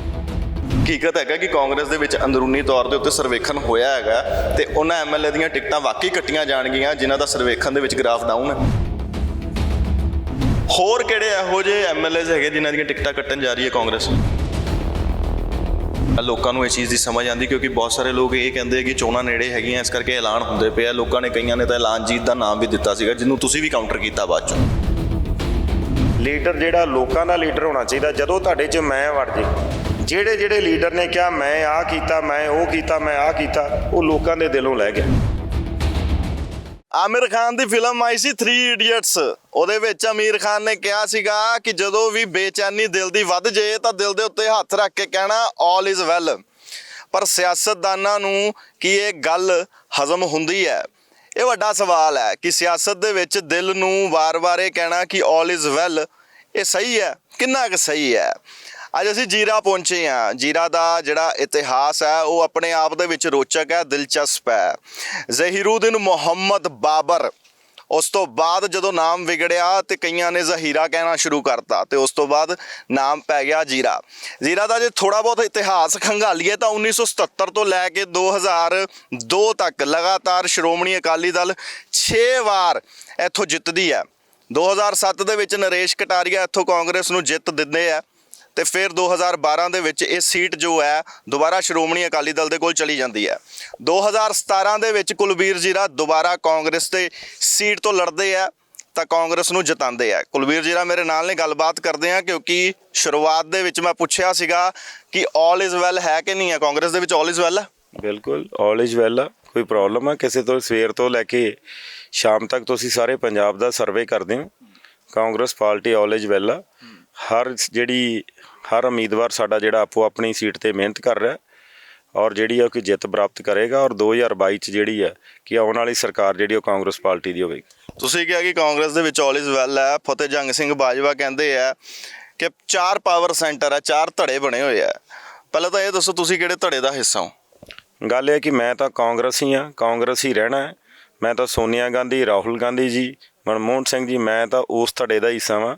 ਕਾਂਗਰਸ ਕਿਵੇਂ ਬਚਾਉਣੀ ਹੈ, ਕਾਂਗਰਸ ਵਰਕਰ ਕਿਵੇਂ ਬਚਾਉਣਾ ਔਰ ਆਪਦੇ ਪੰਜਾਬ ਤੇ ਪੰਜਾਬੀਅਤ ਨੂੰ ਕਿਵੇਂ ਬਚਾਉਣਾ। ਜੀਰਾ ਸਾਹਿਬ, ਇਹ ਜੋ ਸਿਲਸਿਲਾ ਚੱਲਦਾ ਪਿਆ ਹੈਗਾ, ਤੁਸੀਂ ਤਾਂ ਕਹਿੰਦੇ ਹੋ ਆਲ ਇਜ਼ ਵੈਲ ਹੈ, ਉਹ ਕਹਿੰਦੇ ਕਿ ਨਹੀਂ ਜੀ ਨਹੀਂ, ਹਾਲੇ ਲਗਾਤਾਰ ਦੇਖੋ ਕਿਵੇਂ ਲਕੀਰ ਹੀ ਖਿੱਚ ਦਾਂਗੇ, ਲਾਈਨ ਬਣਾ ਦਾਂਗੇ, ਇੱਕ ਤੋਂ ਬਾਅਦ ਇੱਕ ਜਿਹੜੇ ਹੈਗੇ ਮੰਤਰੀ ਵੀ ਆਣਗੇ ਕਾਂਗਰਸ ਤੋਂ, ਇੱਕ ਤੋਂ ਬਾਅਦ ਇੱਕ ਹੋਰ ਐਮਐਲਏ ਜਿਹੜੇ ਹੈਗੇ ਆ ਤੋੜ ਕੇ ਵਾਪਸ ਭਾਜਪਾ ਦੇ ਵਿੱਚ ਉਹਨਾਂ ਦੀ ਸ਼ਮੂਲੀਅਤ ਕਰਾਵਾਂਗੇ। ਆਲ ਇਜ਼ ਵੈਲ ਕਿਸ ਤਰੀਕੇ ਦੇ ਨਾਲ ਹੈ? ਗੱਲ ਇਹ ਕਿ ਜਿਹੜੇ ਫਤਿਹ ਬਾਜਵਾ, ਕਿਉਂਕਿ ਉਹਨਾਂ ਨੂੰ ਜਦੋਂ ਪਤਾ ਲੱਗਾ ਕਿ ਪ੍ਰਤਾਪ ਸਿੰਘ ਬਾਜਵਾ ਜੀ ਨੂੰ ਟਿਕਟ ਮਿਲ ਰਹੀ ਆ, ਉਹਨਾਂ ਦੀ ਟਿਕਟ ਕੱਟੀ ਗਈ। ਉਹ ਫਤਿਹ ਸਿੰਘ ਬਾਜਵਾ ਲਈ ਆਲ ਇਜ਼ ਵੈਲ ਨਹੀਂ ਸੀ, ਕਿਉਂਕਿ ਉਹਨਾਂ ਨੂੰ ਇਹ ਸੀਗਾ ਉਹਨਾਂ ਦੀ ਟਿਕਟ ਤਾਂ ਕਾਂਗਰਸ ਪਾਰਟੀ ਕੱਟ ਰਹੀ ਸੀਗੀ ਕਿ ਉਹ ਬੜੀ ਬੁਰੀ ਤਰ੍ਹਾਂ ਹਾਰ ਰਹੇ ਸੀ ਔਰ ਉਹਨਾਂ ਦੀ ਜ਼ਮਾਨਤ ਜ਼ਬਤ ਹੋ ਰਹੀ ਸੀ। ਉਹਨਾਂ ਨੇ ਇਲਾਕੇ ਨੂੰ ਰੱਜ ਕੇ ਲੁੱਟਿਆ, ਰੱਜ ਕੇ ਕੁੱਟਿਆ ਔਰ ਲੋਕਾਂ ਦੀ ਗੱਲ ਨਹੀਂ ਕੀਤੀ, ਆਪਦੇ ਬੇਟੇ ਦੀ ਗੱਲ ਕੀਤੀ ਕਿ ਮੇਰੇ ਮੁੰਡੇ ਨੂੰ ਨੌਕਰੀ ਮਿਲਣੀ ਚਾਹੀਦੀ। ਇਸ ਕਰਕੇ ਜਦੋਂ ਅਸੀਂ ਸਾਰੇ ਐਮਐਲਏ ਨੇ ਵਿਰੋਧ ਕੀਤਾ ਤੇ ਫਿਰ ਉਦੋਂ ਬਾਅਦ ਉਹਨਾਂ ਨੇ ਕਿਹਾ ਕਿ ਮੈਨੂੰ ਇਹੋ ਜਿਹੀ ਨੌਕਰੀ ਦੀ ਨਹੀਂ ਲੋੜ। ਜੇ ਲਾਲਚ ਹੀ ਕੋਈ ਨਹੀਂ ਗਾ, ਜੇ ਭਰਾ ਨੂੰ ਟਿਕਟ ਮਿਲ ਚੱਲੀ ਹੈ ਤੇ ਫਿਰ ਭਰਾ ਦੀ ਤਕੜਾ ਹੋ ਕੇ ਮਤ ਕਰ, ਫਿਰ ਕਿਉਂ ਬੀਜੇਪੀ 'ਚ ਗਿਆ? ਉਹੀ ਫਤਿਹ ਬਾਜਵਾ ਜਿਹੜਾ ਬੀਜੇਪੀ ਨੂੰ ਗਾਲਾਂ ਕੱਢਦਾ ਹੁੰਦਾ ਸੀ, ਉਹੀ ਫਤਿਹ ਬਾਜਵਾ 'ਚ ਡਰਦਾ ਹੋਇਆ ਅੱਜ ਬੀਜੇਪੀ ਜੁਆਇਨ ਕਰਦਾ ਪਿਆ। ਇਹ ਬਟਾਲੇ ਤੋਂ ਛੱਡ ਕੇ ਇਹਨੂੰ ਕਿਤੋਂ ਵੀ ਟਿਕਟ ਦੇ ਦਿਓ, ਇਹਦੀ ਜ਼ਮਾਨਤ ਜ਼ਬਤ ਹੋਣੀ ਹੈ। ਅੱਛਾ, ਤੁਸੀਂ ਕਿਹਾ ਕਿ ਫਤਿਹ ਜੰਗ ਸਿੰਘ ਬਾਜਵਾ ਹੋਰਾਂ ਦਾ ਜਦੋਂ ਸਰਵੇਖਣ ਕਰਵਾਇਆ ਇੱਕ ਹਿਸਾਬ ਦੇ ਨਾਲ ਤੇ ਉਹਨਾਂ ਦੇ ਜਿਹੜਾ ਗ੍ਰਾਫ ਸੀਗਾ ਡਾਊਨ ਸੀਗਾ, ਇਹਦਾ ਮਤਲਬ ਇਹ ਹਕੀਕਤ ਹੈਗਾ ਕਿ ਕਾਂਗਰਸ ਦੇ ਵਿੱਚ ਅੰਦਰੂਨੀ ਤੌਰ ਦੇ ਉੱਤੇ ਸਰਵੇਖਣ ਹੋਇਆ ਹੈਗਾ ਤੇ ਉਹਨਾਂ ਐਮਐਲਏ ਦੀਆਂ ਟਿਕਟਾਂ ਵਾਕਈ ਕੱਟੀਆਂ ਜਾਣਗੀਆਂ ਜਿਨ੍ਹਾਂ ਦਾ ਸਰਵੇਖਣ ਦੇ ਵਿੱਚ ਗ੍ਰਾਫ ਡਾਊਨ ਹੈ। ਮੈਂ ਤਾਂ ਇਹ ਵੀ ਪਾਰਟੀ ਨੂੰ ਕਿਹਾ ਕਿ ਜੇ ਕੁਲਬੀਰ ਸਿੰਘ ਜੀਰਾ ਲੱਗਦਾ ਕਿ ਇਲੈਕਸ਼ਨ ਨਹੀਂ ਜਿੱਤ ਸਕਦਾ ਤੇ ਇਹ ਆ ਕਿ ਕਾਂਗਰਸ ਦੀ ਸੀਟ ਨਹੀਂ ਘਟਾਉਣੀ ਚਾਹੀਦੀ, ਜਿਹੜਾ ਬੰਦਾ ਜਿੱਤ ਸਕਦਾ ਉਹਨੂੰ ਟਿਕਟ ਦੇਣੀ ਚਾਹੀਦੀ ਹੈ। ਯਾਰ ਕਮਾਲ ਦੀ ਗੱਲ, ਇਹ ਚੀਜ਼ਾਂ ਸਾਰੀਆਂ ਨਹੀਂ ਹੁੰਦੀਆਂ। ਮੇਰੇ ਪਿਤਾ ਜੀ ਸਰਦਾਰ ਇੰਦਰਜੀਤ ਸਿੰਘ ਜੀਰਾ ਅੱਜ ਇਸ ਦੁਨੀਆ 'ਚ ਨਹੀਂ ਰਹੇ, ਪਰ ਉਹਨਾਂ ਦੀਆਂ ਕਈ ਇਹੋ ਜਿਹੀਆਂ ਗੱਲਾਂ ਸੀ ਜਿਨ੍ਹਾਂ ਨੂੰ ਅੱਜ ਵੀ ਮੈਂ ਯਾਦ ਕਰਦਾ ਔਰ ਉਹਨਾਂ ਨੂੰ ਪੱਲੇ ਬੰਨ੍ਹ ਕੇ ਚੱਲਦਾ। ਉਹਨਾਂ ਨੇ ਕਹਿ ਜਾਣਾ ਕਿ ਐਮਐਲਏ ਬਣਨਾ, ਵਜ਼ੀਰ ਬਣਨਾ, ਮੁੱਖ ਮੰਤਰੀ ਬਣਨਾ ਇਹ ਛੋਟੀਆਂ ਚੀਜ਼ਾਂ ਨੇ, ਜੇ ਬਣਨਾ ਹੈ ਤਾਂ ਇਨਸਾਨ ਬਣੋ, ਲੋਕਾਂ ਦੇ ਵਿੱਚ ਤੁਹਾਡੀ ਇਨਸਾਨੀਅਤ ਜਿਉਂਦੀ ਰਹਿਣੀ ਚਾਹੀਦੀ ਹੈ। ਔਰ ਇਹ ਜਿਹੜੇ ਲੋਕ ਨੇ ਫਤਿਹ ਬਾਜਵੇ ਵਰਗੇ, ਇਹ ਲਾਲਚੀ ਲੋਕ ਨੇ। ਕਦੀ ਤੇ ਚੰਨੀ ਸਾਹਿਬ ਦੇ ਘਰ ਦੇ ਆਲੇ ਦੁਆਲੇ ਗੇੜੇ ਕੱਢਦੇ ਨੇ, ਕਦੀ ਇਹ ਕਿਸੇ ਬੰਨੇ। ਇਹਨਾਂ ਦੇ ਉੱਤੇ ਗਾਣੇ ਵੀ ਬਣੇ ਆ ਕਿ ਮੇਰਾ ਯਾਰ ਤਿਤਲੀਆਂ ਵਰਗਾ। ਇਹ ਤਾਂ ਤਿਤਲੀਆਂ ਨੇ, ਇਹ ਤਾਂ ਫੁੱਲ ਵਹਿੰਦੀਆਂ ਨੇ ਕਿ ਕਿਹੜੇ ਫੁੱਲ ਦੇ ਉੱਤੇ ਅਸੀਂ ਜਾ ਕੇ ਬਹਿਣਾ। ਇਹਨਾਂ ਦਾ ਕੋਈ ਥਾਂ ਟਿਕਾਣਾ ਨਹੀਂ ਹੈਗਾ ਗਾ। ਇਹਨਾਂ ਨੂੰ ਕੱਲ੍ਹ ਨੂੰ ਕਾਂਗਰਸ ਪਾਰਟੀ ਕਹਿ ਦੇ ਕਿ ਠੀਕ ਆ ਬਈ ਤੁਹਾਨੂੰ ਬਟਾਲੇ ਤੋਂ ਟਿਕਟ ਦੇ ਦਿਆਂਗੇ, ਇਹ ਸਵੇਰੇ ਹੀ ਆਣ ਕੇ ਤਿਰੰਗਾ ਸਰੋਪਾ ਲੈ ਲੈਣਗੇ। ਐਸੇ ਗੱਲ ਦਾ ਉਹ ਜ਼ਿਕਰ ਕਰਦੇ, ਕਹਿੰਦੇ ਜਦੋਂ ਮੈਂ ਨਵਜੋਤ ਸਿੰਘ ਸਿੱਧੂ ਹੋਰਾਂ ਦੇ ਨਾਲ ਤੁਰਦਾ ਫਿਰਦਾ ਨਜ਼ਰ ਆਉਣਾ ਤੇ ਬਾਕੀ ਮੈਨੂੰ ਅੱਖਾਂ ਕੱਢਦੇ ਆ। ਤੁਸੀਂ ਵੀ ਕਿਤੇ ਅੱਖਾਂ ਤਾਂ ਨਹੀਂ ਕੱਢਦੇ ਸੀ? ਸਰਦਾਰ ਨਵਜੋਤ ਸਿੰਘ ਸਿੱਧੂ ਸਾਡੇ ਪ੍ਰਧਾਨ ਨੇ, ਉਹ ਪੰਜਾਬ ਦੇ ਵਿੱਚ ਪੂਰਾ ਕਿ ਪ੍ਰਚਾਰ ਕਰ ਰਹੇ ਨੇ, ਹਰੇਕ ਥਾਂ ਤੇ ਰੈਲੀਆਂ ਕਰ ਰਹੇ ਨੇ। ਪਰ ਇਹਨਾਂ ਦੀ ਜਿਹੜੀ ਮੈਂ ਗੱਲ ਕਰਦਾ ਕਿ ਇਹਦਾ ਤੇ ਜਿਹੜਾ ਨਵਜੋਤ ਸਿੰਘ ਸਿੱਧੂ ਦਾ ਜਿਹੜਾ ਕਿਰਦਾਰ ਆ ਉਹ ਸੇਮ ਨਹੀਂ ਗਾ। ਇਹ ਤਾਂ ਨਵਜੋਤ ਸਿੰਘ ਸਿੱਧੂ ਦੀ ਪੈਰ ਦੀ ਜੁੱਤੀ ਦੇ ਬਰਾਬਰ ਵੀ ਹੈ ਨਹੀਂ। ਤੇ ਮੈਂ ਗੱਲ ਕਹਿਣਾ ਕਿ ਫਤਿਹ ਸਿੰਘ ਬਾਜਵਾ ਜੀ, ਤੁਸੀਂ ਗਏ, ਮਹਾਰਾਜ ਤੁਹਾਨੂੰ ਉੱਧਰ ਹੀ ਰੱਖੇ। ਥੋੜ੍ਹੇ ਦਿਨਾਂ ਤੱਕ ਬੀਜੇਪੀ ਨੇ ਆਪ ਹੀ ਇਹੋ ਜਿਹੇ ਜਿਹੜੇ ਨਕੰਮੇ ਲੀਡਰ ਨੇ ਇਹਨਾਂ ਨੂੰ ਚੱਲਦੇ ਕਰ ਦੇਣਾ। ਆ ਰਾਣਾ ਸੋਢੀ ਜੀ ਨੂੰ ਪਤਾ ਸੀਗਾ ਇੱਥੇ ਕਿ ਮੈਨੂੰ ਟਿਕਟ ਨਹੀਂ ਮਿਲਣੀਗੀ, ਉਹਨਾਂ ਨੂੰ ਪਤਾ ਸੀ ਕਿ ਟਿਕਟ ਉੱਥੋਂ ਰਮਿੰਦਰ ਆਮਲਾ ਨੂੰ ਮਿਲਣੀ ਹੈ ਤਾਂ ਉਹ ਵੀ ਇਸ ਗੱਲ ਕਰਕੇ ਛੱਡ ਕੇ ਚਲੇ ਗਏ। ਮੈਂ ਗੱਲ ਕਹਿੰਦਾ ਕਿ ਇਹ ਲੀਡਰ ਅੱਛਾ, ਤੁਸੀਂ ਵੱਡੀ ਇੱਕ ਸਟੇਟਮੈਂਟ ਦੇ ਦਿੱਤੀ ਵਿੱਚੋਂ ਵਿੱਚ, ਉੱਥੋਂ ਗੁਰੂ ਸਾਹਿਬ ਤੋਂ ਉਹਨੂੰ ਰਮਿੰਦਰ ਆਮਲਾ ਜੀ ਨੂੰ ਸੀਟ ਮਿਲ ਰਹੀ ਹੈ। ਬਿਲਕੁਲ ਉਹਨੂੰ ਲੋਕ ਪਿਆਰ ਕਰਦੇ ਨੇ ਉੱਥੋਂ ਦੇ। ਮੈਂ ਕਹਿੰਦਾ ਟਿਕਟ ਤਾਂ ਪਾਰਟੀ ਨੇ ਦੇਣੀ ਹੈ, ਪਰ ਮੈਂ ਜਿਹੜੀ ਗੱਲ ਕਰਦਾ ਜਿਹੜੀ ਲੋਕਾਂ ਦੀ ਆਵਾਜ਼ ਹੈ, ਜਿਹੜੀ ਸਰਵੇ ਦੀ ਜਿਹੜੀ ਰਿਪੋਰਟ ਆ, ਸਰਵੇ ਰਿਪੋਰਟ ਇਹ ਸੀਗੇ ਕਿ ਰਾਣਾ ਗੁਰਜੀਤ ਸਿੰਘ ਮੰਤਰੀ ਤਾਂ ਰਹੇ, ਰਾਣਾ ਗੁਰਮੀਤ ਸਿੰਘ ਸੋਢੀ ਮੰਤਰੀ ਤਾਂ ਰਹੇ, ਪਰ ਉਹਨਾਂ ਨੇ ਹਲਕੇ ਦਾ ਕੁਝ ਨਹੀਂ ਕੀਤਾ। ਅੱਛਾ, ਰਾਣਾ ਗੁਰਮੀਤ ਸਿੰਘ ਸੋਢੀ ਹੋਰੀ ਚਲੇ ਗਏ, ਫਤਿਹ ਜੰਗ ਸਿੰਘ ਬਾਜਵਾ ਚਲ ਗਏ, ਸਾਰੀ ਤਮਾਮ ਕਾਂਗਰਸ ਦੀ ਲੀਡਰਸ਼ਿਪ ਕਹਿ ਰਹੀ ਹੈ ਕਿ ਉਹਨਾਂ ਨੂੰ ਟਿਕਟ ਨਹੀਂ ਮਿਲਣੀ ਸੀਗੀ, ਇਸ ਕਰਕੇ ਉਹ ਛੱਡ ਕੇ ਚਲੇ ਗਏ ਹੈਗੇ ਆ। ਉਹ ਅਲੱਗ-ਅਲੱਗ ਤਰੀਕੇ ਦੇ ਨਾਲ ਇਲਜ਼ਾਮ ਲਗਾਉਂਦੇ ਆ। ਹੋਰ ਕਿਹੜੇ ਇਹੋ ਜਿਹੇ ਐਮਐਲਏਜ਼ ਹੈਗੇ ਜਿਨ੍ਹਾਂ ਦੀਆਂ ਟਿਕਟਾਂ ਕੱਟਣ ਜਾ ਰਹੀ ਹੈ ਕਾਂਗਰਸ? ਗੱਲ ਇਹ ਕਿ ਇਹੋ ਜਿਹੇ ਕਈ ਐਮਐਲਏ ਹੋਣਗੇ ਜਿਨ੍ਹਾਂ ਦੀ ਛਵੀ ਮਾੜੀ ਹੋਵੇ, ਜਿਨ੍ਹਾਂ ਨੇ ਸਰਪੰਚਾਂ ਤੋਂ ਸਰਪੰਚ ਬਣਾਉਣ ਲੱਗਿਆਂ ਪੈਸੇ ਲਏ ਹੋਣ, ਐਮਸੀ ਬਣਾਉਣ ਲੱਗਿਆਂ ਪੈਸੇ ਲਏ ਹੋਣ, ਜਿਹੜੇ ਲੋਕਾਂ ਤੋਂ ਕੰਮ ਕਰਾਉਣ ਦੇ ਪੈਸੇ ਲੈਂਦੇ ਹੋਣ। ਕੋਈ ਵੀ ਕਿਸੇ ਪਾਰਟੀ 'ਚ ਵੀ ਇਹੋ ਜਿਹਾ ਜਿਹੜਾ ਲੀਡਰ ਹੋਵੇ ਉਹਨੂੰ ਲੋਕ ਪਸੰਦ ਨਹੀਂ ਕਰਦੇਗੇ। ਉਹਨਾਂ ਲੋਕਾਂ ਦੀਆਂ ਹਰੇਕ ਪਾਰਟੀ ਵੱਲੋਂ ਟਿਕਟਾਂ ਜਿਹੜੀਆਂ ਉਹ ਕੱਟੀਆਂ ਜਾਂਦੀਆਂ ਨੇ। ਔਰ ਜਿਹੜੀ ਤੁਸੀਂ ਸੋਢੀ ਸਾਹਿਬ ਦੀ ਗੱਲ ਕਰਦੇ ਹੋ, ਮੈਂ ਤਾਂ ਉਦਣ ਵੀ ਕਿਹਾ ਸੀਗਾ ਮੀਟਿੰਗ ਦੇ ਵਿੱਚ, ਮੈਂ ਕਿਹਾ ਜੇ ਵਜ਼ੀਰ ਨੇ ਇਹ ਮੋਗਾ ਕਿਉਂ ਮੰਗਦੇ ਨੇ, ਇਹ ਕੋਟਕਪੂਰਾ ਕਿਉਂ ਮੰਗਦੇ ਨੇ? ਸਗੋਂ ਜਿਹੜੇ ਵਜ਼ੀਰ ਆ ਉਹਨਾਂ ਨੂੰ ਤਾਂ ਵੱਡੀਆਂ ਥਾਵਾਂ ਤੋਂ ਲੜਨਾ ਚਾਹੀਦਾ, ਇਹਨਾਂ ਨੂੰ ਤਾਂ ਚੰਗੀਆਂ ਥਾਵਾਂ ਤੇ ਚੰਗੇ ਬੰਦਿਆਂ ਨਾਲ ਮੱਥਾ ਲਾਉਣਾ ਚਾਹੀਦਾ। ਕਿਉਂਕਿ ਸਰਦਾਰੀਆਂ ਇਹਨਾਂ ਨੇ ਕੀਤੀਆਂ, ਮੰਤਰੀਸ਼ਿਪ ਇਹਨਾਂ ਨੇ ਕੱਟ ਲਈ, ਬੱਚੇ ਇਹਨਾਂ ਨੇ ਆਪਦੇ ਸੈੱਟ ਕਰ ਲਏ, ਕਿਸੇ ਵਰਕਰ ਨੂੰ ਇਹਨਾਂ ਸੈੱਟ ਨਹੀਂ ਕੀਤਾ। ਜਿਹੜੀ ਗੱਲ ਤੁਸੀਂ ਕਹਿੰਦੇ ਹੋ ਉਹੀ ਗੱਲ ਰਵਨੀਤ ਬਿੱਟੂ ਵੀ ਕਹਿੰਦੇ ਹੋ, ਕਹਿੰਦੇ ਕਿ ਸੁਖਜਿੰਦਰ ਰੰਧਾਵਾ ਹੋਰਾਂ ਨੂੰ ਮਜੀਠੀਆ ਦੇ ਖਿਲਾਫ ਉਤਾਰੋ। ਬਿਲਕੁਲ, ਮੇਰੀ ਤਾਂ ਇਹ ਸਲਾਹ ਹੈ ਕਿ ਸੁਖਜਿੰਦਰ ਸਿੰਘ ਰੰਧਾਵਾ ਜੀ ਨੂੰ ਬਿਕਰਮਜੀਤ ਮਜੀਠੀਆ ਦੇ ਖਿਲਾਫ ਲੜਨਾ ਚਾਹੀਦਾ। ਸਰਦਾਰ ਚਰਨਜੀਤ ਸਿੰਘ ਚੰਨੀ ਜੀ ਨੂੰ, ਸਾਡੇ ਮੁੱਖ ਮੰਤਰੀ ਸਾਹਿਬ ਨੂੰ, ਉਹਨਾਂ ਨੂੰ ਵੀ ਇਲੈਕਸ਼ਨ ਜਿਹੜਾ ਕਿ ਜਿਹੜਾ ਕੋਈ ਐਸੀ ਭਾਈਚਾਰਾ ਜਿਹੜਾ ਕੋਈ ਹੈਗਾ, ਜਿਹੜਾ ਚਿਹਰਾ ਹੈ, ਠੀਕ ਹੈ, ਉਹਦੇ ਮੁਕਾਬਲੇ ਲੜਨਾ ਚਾਹੀਦਾ। ਔਰ ਉਹਦੇ ਵਿੱਚ ਮੈਂ ਕਹਿੰਦਾ ਕਿ ਮਨਪ੍ਰੀਤ ਬਾਦਲ ਜੀ ਨੂੰ ਵੀ ਲੰਬੀ ਤੋਂ ਲੜਨਾ ਚਾਹੀਦਾ। ਜਿਹੜੇ ਵੱਡੇ ਚਿਹਰੇ ਨੇ, ਜਿਹੜੇ ਆਪਦੇ ਆਪ 'ਚ ਘੁੰਮਦੇ ਨੇ ਕਿ ਅਸੀਂ ਮੁੱਖ ਮੰਤਰੀ ਦੇ ਦਾਅਵੇਦਾਰ ਹਾਂ। ਸੁਖਬੀਰ ਬਾਦਲ ਹੋਰਾਂ ਦੇ ਖਿਲਾਫ ਸਿੱਧੂ ਮੂਸੇਵਾਲੇ ਨੂੰ ਉਤਾਰਿਆ ਜਾਵੇ। ਜੇ ਸਿੱਧੂ ਮੂਸੇਵਾਲੇ ਨੂੰ ਕਿਉਂ ਉਤਾਰਿਆ ਜਾਵੇ? ਨਵਜੋਤ ਸਿੰਘ ਸਿੱਧੂ ਨੂੰ ਉਤਾਰਿਆ ਜਾਵੇ। ਜੇ ਨਵਜੋਤ ਸਿੰਘ ਸਿੱਧੂ ਜੀ ਨੇ ਉੱਥੋਂ ਨਹੀਂ ਲੜਨਾ ਤੇ ਜਾਖੜ ਸਾਹਿਬ ਨੂੰ ਉਤਾਰਿਆ ਜਾਵੇ। ਜੇ ਜਾਖੜ ਸਾਹਿਬ ਨੇ ਉੱਥੋਂ ਲੜਨਾ ਹੈ ਤੇ ਨਵਜੋਤ ਸਿੰਘ ਸਿੱਧੂ ਨੂੰ ਕੈਪਟਨ ਅਮਰਿੰਦਰ ਸਿੰਘ ਦੇ ਮੁਕਾਬਲੇ ਉਤਾਰਿਆ ਜਾਵੇ। ਤੇ ਸਿੱਧੂ ਮੂਸੇਵਾਲੇ ਨੂੰ ਕਿੱਥੋਂ ਉਤਾਰੋਗੇ ਫਿਰ? ਸਿੱਧੂ ਮੂਸੇਵਾਲਾ ਤਾਂ ਮਾਨਸੇ ਤੋਂ ਲੜੇ, ਕਿਤੋਂ ਲੜੇ, ਕਿਉਂਕਿ ਸਿੱਧੂ ਮੂਸੇਵਾਲਾ ਇੱਕ ਸੈਲੀਬ੍ਰਿਟੀ ਹੈ, ਨਾ ਕਿ ਉਹ ਲੀਡਰ ਹੈ। ਇਸ ਕਰਕੇ ਉਹਨੂੰ ਕਿਤੋਂ ਵੀ ਸਿੱਧੂ ਮੂਸੇਵਾਲੇ ਨੂੰ। ਨਾਜਰ ਸਿੰਘ ਮਾਨਸ਼ਾਹੀਆ ਦਾ ਕਿਵੇਂ ਕੇਅਰ ਕਰੋਗੇ ਫਿਰ? ਨਾਜਰ ਸਿੰਘ, ਇਹ ਫੈਸਲਾ ਤੁਹਾਨੂੰ ਮੈਂ ਦੱਸਿਆ ਪਾਰਟੀ ਨੇ ਕਰਨਾ, ਕਿਉਂਕਿ ਰੈਲੀ ਜਿਹੜੀ ਕਰਾਈ ਉਹ ਸਿੱਧੂ ਮੂਸੇਵਾਲੇ ਨੇ, ਜਿਹੜੀ ਉਹ ਮਾਨਸਾ ਦੇ ਵਿੱਚ ਕਰਾਈ ਹੈ। ਜ਼ਿਲ੍ਹੇ ਦੀ ਰੈਲੀ ਸੀ, ਅਮਰਿੰਦਰ ਸਿੰਘ ਰਾਜਾ ਵੜਿੰਗ ਜੀ ਜਿਹੜੇ ਆ ਉੱਥੋਂ ਦੇ ਇੰਚਾਰਜ ਨੇ। ਇਹ ਫੈਸਲੇ ਟਿਕਟਾਂ ਦੇ ਜਿਹੜੇ ਆ ਪਾਰਟੀ ਨੇ ਕਰਨੇ ਆ। ਲੋਕਲ ਲੀਡਰਸ਼ਿਪ ਉੱਥੋਂ ਜਿਹੜੀ ਹੈਗੀ ਕਾਂਗਰਸ ਦੀ, ਉਹ ਕਿਤੇ ਨਾ ਕਿਤੇ ਸਿੱਧੂ ਮੂਸੇਵਾਲੇ ਤੋਂ ਖਫਾ ਵੀ ਚਲਦੀ। ਚੁਸ਼ਪਿੰਦਰ ਹੋਰਾਂ ਨੇ ਸਾਡੇ ਹੀ ਚੈਨਲ ਦੇ ਉੱਤੇ ਬਿਆਨ ਦਿੱਤਾ ਕਿ ਹਾਲੇ ਆਏ ਸਿੱਖੇ ਸਿਆਸਤ ਹੁੰਦੀ ਕਿਵੇਂ ਹੈ, ਬੂਥ ਲੈਵਲ ਦੇ ਉੱਤੇ ਕਿੱਦਾਂ ਸਿਆਸਤ ਹੁੰਦੀ ਹੈ, ਉਹ ਸਿੱਖੇ ਫਿਰ ਦੇਖਿਆ ਜਾਏਗਾ। ਨਹੀਂ, ਉਹ ਇਸ ਗੱਲ ਨਾਲ ਮੈਂ ਤੁਹਾਡੀ ਨਾਲ ਸਹਿਮਤ ਹਾਂ, ਕਿਉਂਕਿ ਵਰਕਰ ਜਿਹੜਾ ਹੈ, ਵਰਕਰ ਪੈਦਾ ਕਰਨਾ ਬਹੁਤ ਔਖਾ ਹੈ। ਕਿਉਂਕਿ ਵਰਕਰ ਜਦੋਂ ਆਪਦੇ ਤੇ ਪਰਚੇ ਚੱਲਦਾ ਹੈ, ਆਪਦੇ ਘਰੋਂ ਖਰਚਾ ਕਰਦਾ, ਆਪਦਾ ਘਰ ਝਾੜਦਾ, ਤੇ ਫਿਰ ਇੱਕ ਵਰਕਰ ਤਿਆਰ ਹੁੰਦਾ। ਵਰਕਰ ਤੋਂ ਜਾ ਕੇ ਲੀਡਰ ਤਿਆਰ ਹੁੰਦਾ। ਤੇ ਜਿਹੜੇ ਸਿੱਧੇ ਪੈਰਾਸ਼ੂਟ ਵਾਲੇ ਆਉਂਦੇ ਨੇ, ਉਹਨਾਂ ਦੇ ਵਿੱਚ ਵੀ ਮੈਂ ਤਾਂ ਇਹਨਾਂ ਨੂੰ ਇੱਕੋ ਗੱਲ ਹੀ ਹੈ ਕਿ ਮੇਰੀ ਤਾਂ ਪਾਰਟੀ ਨੂੰ ਬੇਨਤੀ ਹੈ, ਲੀਡਰਸ਼ਿਪ ਨੂੰ, ਕਿ ਸਰਵੇ ਕਰਾਓ। ਸਰਵੇ ਕਰਾ ਕੇ ਜਿਹੜਾ ਜਿੱਤਣ ਵਾਲਾ ਉਮੀਦਵਾਰ ਆ ਉਹਨੂੰ ਟਿਕਟ ਜਿਹੜੀ ਹੈ ਕਿ ਉਹਨੂੰ ਟਿਕਟ ਮਿਲਣੀ ਚਾਹੀਦੀ ਹੈ, ਤਾਂ ਕਿ ਕਾਂਗਰਸ ਪਾਰਟੀ ਦੀ ਜਿਹੜੀ ਜਿੱਤ ਹੋਵੇ ਔਰ ਜਿਹੜੀ ਸਰਕਾਰ ਔਰ ਜਿਹੜੇ ਅਧੂਰੇ ਕੰਮ ਸਾਡੇ ਰਹਿ ਗਏ ਨੇ ਉਹ ਅਸੀਂ ਪੂਰੇ ਕਰ ਸਕੀਏ, ਜਿਹੜੇ ਕੈਪਟਨ ਅਮਰਿੰਦਰ ਸਿੰਘ ਦੇ ਰਾਜ 'ਚ ਨਹੀਂ ਕਰ ਸਕੇ। ਤੁਸੀਂ ਇੱਕ ਪਾਸੇ ਨਵਜੋਤ ਸਿੰਘ ਸਿੱਧੂ ਹੋਰਾਂ ਦੀ ਤਾਰੀਫ ਵੀ ਕੀਤੀ, ਦੂਜੇ ਪਾਸੇ ਮੀਡੀਆ ਰਿਪੋਰਟਸ ਇਹ ਵੀ ਕਹਿੰਦੀਆਂ ਹੈਗੀਆਂ ਨੇ ਕਿ ਤੁਸੀਂ ਜਾ ਕੇ ਹਾਈ ਕਮਾਂਡ ਦੇ ਨਾਲ ਮੁਲਾਕਾਤ ਵੀ ਕਰਦੇ ਹੋ, ਤੁਹਾਡੇ ਨਾਲ ਸੁਖਜਿੰਦਰ ਸਿੰਘ ਰੰਧਾਵਾ ਵੀ ਹੁੰਦੇ ਆ, ਤ੍ਰਿਪਤ ਰਜਿੰਦਰ ਸਿੰਘ ਬਾਜਵਾ ਵੀ ਹੁੰਦੇ ਆ, ਤੇ ਤੁਸੀਂ ਕਹਿੰਦੇ ਹੋ ਕਿ ਇਹਨਾਂ ਨੇ ਬਟਾਲੇ ਦੀ ਰੈਲੀ ਦੇ ਵਿੱਚ ਅਸ਼ਵਨੀ ਸੇਖੜੀ ਹੋਰਾਂ ਨੂੰ ਪਿੱਠ ਦੇ ਉੱਤੇ ਥਾਪੜਾ ਮਾਰਿਆ। ਮੈਂ ਤਾਂ ਕਿਸੇ ਨੂੰ ਨਹੀਂ ਕਿਹਾ, ਪਰ ਮੇਰੇ ਨਾਲ ਹੁੰਦਾ ਕਿਹੜਾ ਨਹੀਂ ਤੁਸੀਂ ਇਹ ਦੱਸ ਦਿਓ। ਮੇਰਾ ਤਾਂ ਸਾਰਿਆਂ ਨਾਲ ਹੀ ਪਿਆਰ ਆ। ਮੇਰੇ ਨਾਲ ਨਵਜੋਤ ਸਿੰਘ ਸਿੱਧੂ ਨਹੀਂ ਹੁੰਦਾ, ਮੇਰੇ ਨਾਲ ਸੁਖਜਿੰਦਰ ਸਿੰਘ ਰੰਧਾਵਾ ਜੀ ਨਹੀਂ ਹੁੰਦੇ, ਮੇਰੇ ਨਾਲ ਤ੍ਰਿਪਤ ਬਾਜਵਾ ਜੀ ਨਹੀਂ ਹੁੰਦੇ। ਮੈਂ ਦਾ ਭਾਵ ਇਹ ਤੁਹਾਨੂੰ ਜਿਹੜਾ ਮੇਰਾ ਕਹਿਣ ਦਾ ਭਾਵ ਆ, ਇੱਕ ਤਾਂ ਇਹ ਹੈ ਕਿ ਮੈਂ ਹਰੇਕ ਗੱਲ ਤੇ ਕਹਿਣਾ ਕਿ ਜੇ ਨਵਜੋਤ ਸਿੰਘ ਸਿੱਧੂ ਜੀ ਕਿਤੇ ਬੋਲਦੇ ਨੇ ਜਿਵੇਂ ਪੁਲਿਸ ਦੇ ਖਿਲਾਫ ਬੋਲੇ, ਉਹ ਸ਼ਬਦਾਵਲੀ ਸਾਨੂੰ ਨਹੀਂ ਵਰਤਣੀ ਚਾਹੀਦੀ, ਕਿਉਂਕਿ ਉਹ ਕਾਂਗਰਸ ਪਾਰਟੀ ਦੇ ਪ੍ਰਧਾਨ ਨੇ, ਉਹਨਾਂ ਤੇ ਬੜੀ ਵੱਡੀ ਜ਼ਿੰਮੇਵਾਰੀ ਹੈ। ਇੱਕ ਜਿਹੜੀਆਂ ਟਿਕਟਾਂ ਅਨਾਉਂਸ ਕਰਨੀਆਂ ਆ, ਇਹਨਾਂ ਦੋਵਾਂ ਦੀਆਂ ਟਿਕਟਾਂ ਨਵਜੋਤ ਸਿੰਘ ਸਿੱਧੂ ਨੇ ਅਨਾਉਂਸ ਕੀਤੀਆਂ ਸੀ, ਲਾਡੀ ਦੀਆਂ ਤੇ ਫਤਿਹ ਜੰਗ ਦੀਆਂ। ਜਿਹੜੀ ਤਸਵੀਰ ਹੱਥ 'ਚ, ਉਹ ਕਹਿੰਦੇ ਪਰ ਮੈਂ ਵੈਸੇ ਹੀ ਤਸਵੀਰ ਖਿਚਾਈ ਸੀਗੀ, ਮੈਂ ਅਨਾਉਂਸ ਨਹੀਂ ਕੀਤੀਆਂ। ਗੱਲ ਇਹ ਆ ਕਿ ਜਦੋਂ ਅਸੀਂ ਬਾਹਾਂ ਹੀ ਖੜੀਆਂ ਕਰਾਤੀਆਂ ਕਿ ਬਾਈ ਇਹਨਾਂ ਦੀ ਜਿੱਤ ਹੋਊਗੀ, ਤੇ ਹੁਣ ਸਿੱਧੂ ਸਾਹਿਬ ਦੀਆਂ ਇਕੱਲੀਆਂ ਬਾਹਾਂ ਰਹਿ ਗਈਆਂ, ਦੋਵੇਂ ਭੱਜ ਗਏ। ਬਾਅਦ ਅੱਜ ਉਹਨਾਂ ਨੇ ਇੱਕ ਨਿਊਜ਼ ਐਂਕਰ ਦੀ ਵੀ ਫੜ ਕੇ ਕਿਹਾ ਕਿ ਅੱਜ ਤੈਨੂੰ ਇਲੈਕਸ਼ਨ ਲੜਾ ਦਿੰਦੇ ਆ। ਉਹ ਅਲੱਗ ਚੀਜ਼ ਆ, ਉਹ ਇੱਕ ਮਖੌਲ ਦੀਆਂ ਗੱਲਾਂ ਨੇ।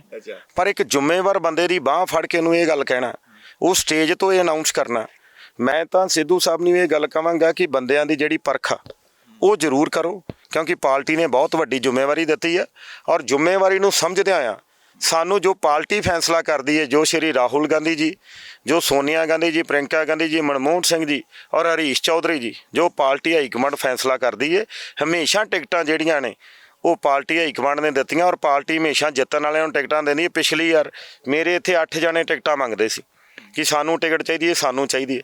ਪਾਰਟੀ ਨੇ ਕੰਮ ਵੇਖਿਆ, ਕੰਮ ਵੇਖਦਿਆਂ ਆ ਮੈਨੂੰ ਟਿਕਟ ਦਿੱਤੀ ਔਰ ਮੈਂ ਜਿਹੜੀ ਸੀਟ ਜਿੱਤ ਕੇ ਜੀਰੇ ਇਲਾਕੇ ਨਿਵਾਸੀਆਂ ਦਾ ਮੈਂ ਤਹਿ ਦਿਲੋਂ ਧੰਨਵਾਦ ਹਾਂ ਕਿ ਇਹਨਾਂ ਦੀ ਕਿਰਪਾ ਦੇ ਨਾਲ ਮੈਂ 24,000 ਤੇ ਸੀਟ ਜਿੱਤ ਕੇ ਜਿਹੜੀ ਕਾਂਗਰਸ ਪਾਰਟੀ ਦੀ ਝੋਲੀ 'ਚ ਪਾਈ। ਮੈਂ ਹੌਲੀ ਹੌਲੀ ਉਹਦੇ ਤੇ ਵੀ ਆਉਣਾ ਕਿ ਜੀਰੇ ਲਈ ਤੁਸੀਂ ਕੀ ਕੰਮ ਕੀਤਾ ਹੈਗਾ, ਪਰ ਮੈਨੂੰ ਉਹ ਤਸਵੀਰਾਂ ਜ਼ਹਿਨ ਦੇ ਵਿੱਚ ਮੇਰੇ ਹੈਗੀਆਂ, ਹਾਲੇ ਵੀ ਉਤਰੀਆਂ ਹੋਈਆਂ। ਜਦੋਂ ਤੁਸੀਂ ਸਿੰਘੂ ਬਾਰਡਰ ਜਾਂਦੇ ਹੋ ਤੇ ਤੁਹਾਡੇ ਤੇ ਅਟੈਕ ਹੁੰਦਾ, ਤੁਹਾਡੇ ਨਾਲ ਰਵਨੀਤ ਸਿੰਘ ਬਿੱਟੂ ਵੀ ਹੁੰਦੇ ਆ, ਤੁਹਾਡੀ ਪਗੜੀ ਵੀ ਲੱਥਦੀ ਹੈ। ਹੁਣ ਰਾਜੇਵਾਲ ਸਾਹਿਬ ਨੇ ਪਾਰਟੀ ਬਣਾ ਲਈ, ਉਹ ਵੀ ਕਹਿੰਦੇ ਕਿ ਅਸੀਂ ਚੋਣਾਂ ਲੜਾਂਗੇ। ਗੱਲ ਇਹ ਆ ਕਿ ਰਾਜਨੀਤਿਕ ਬੰਦੇ ਜਿੱਥੇ ਜਾਣਗੇ ਇਹ ਛੋਟੀਆਂ ਚੀਜ਼ਾਂ ਨੇ, ਪਰ ਉਹਦੇ ਵਿੱਚ ਤੁਸੀਂ ਮੇਰੀ ਇੱਕ ਚੀਜ਼ ਵੇਖੀ ਕਿ 117 ਐਮਐਲਏ ਨੇ, 117 ਐਮਐਲਏਆਂ 'ਚੋਂ ਧਰਨੇ ਤੇ ਜੰਤਰ ਮੰਤਰ ਤੇ ਰਾਤਾਂ ਕਿੰਨੇ ਕੱਟੀਆਂ? 8 ਮਹੀਨੇ ਮੈਂ ਉਹ ਧਰਨੇ ਤੇ ਰਿਹਾ। ਮੇਰੇ ਪਿਤਾ ਜੀ ਦੀ ਜੇ ਮੈਂ ਇੱਥੇ ਹੁੰਦਾ ਤੇ ਅੱਜ ਹੋ ਸਕਦਾ ਕਿ ਉਹ ਇੱਥੇ ਦੁਨੀਆ ਤੇ ਹੁੰਦੇ।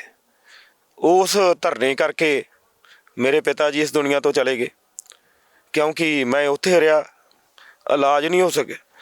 ਇਸ ਕਰਕੇ ਮੈਂ ਗੱਲ ਕਰਦਾ ਕਿ ਪਹਿਲੀ ਵਾਰ ਕੁਲਬੀਰ ਸਿੰਘ ਜੀਰਾ ਜੋ ਬੇਬਾਕ ਆਵਾਜ਼ ਦੇ ਵਿੱਚ ਵਿਰੋਧੀਆਂ ਦੇ ਕੰਨ ਖੜੇ ਕਰ ਦਿੰਦਾ, ਅੱਜ ਭਾਵੁਕ ਹੋ ਰਿਹਾ ਕੈਮਰੇ ਤੇ। ਗੱਲ ਇਹ ਨਹੀਂ, ਮੈਨੂੰ ਜੀਰਾ ਸਾਹਿਬ ਦੇ ਹੁੰਦਿਆਂ ਕੋਈ ਫਿਕਰ ਨਹੀਂ ਸੀ। ਔਰ ਜਿਹੜੀ ਤੁਸੀਂ ਗੱਲ ਕਰਦੇ ਹੋ ਜੀਰੇ ਦੀ ਪੱਗ ਲੱਥੀ, ਜੀਰੇ ਦੀ ਪੱਗ ਨਹੀਂ ਲੱਥੀ, ਜੀਰੇ ਨੇ ਰਵਨੀਤ ਸਿੰਘ ਬਿੱਟੂ ਦੀ ਪੱਗ ਬਚਾਈ।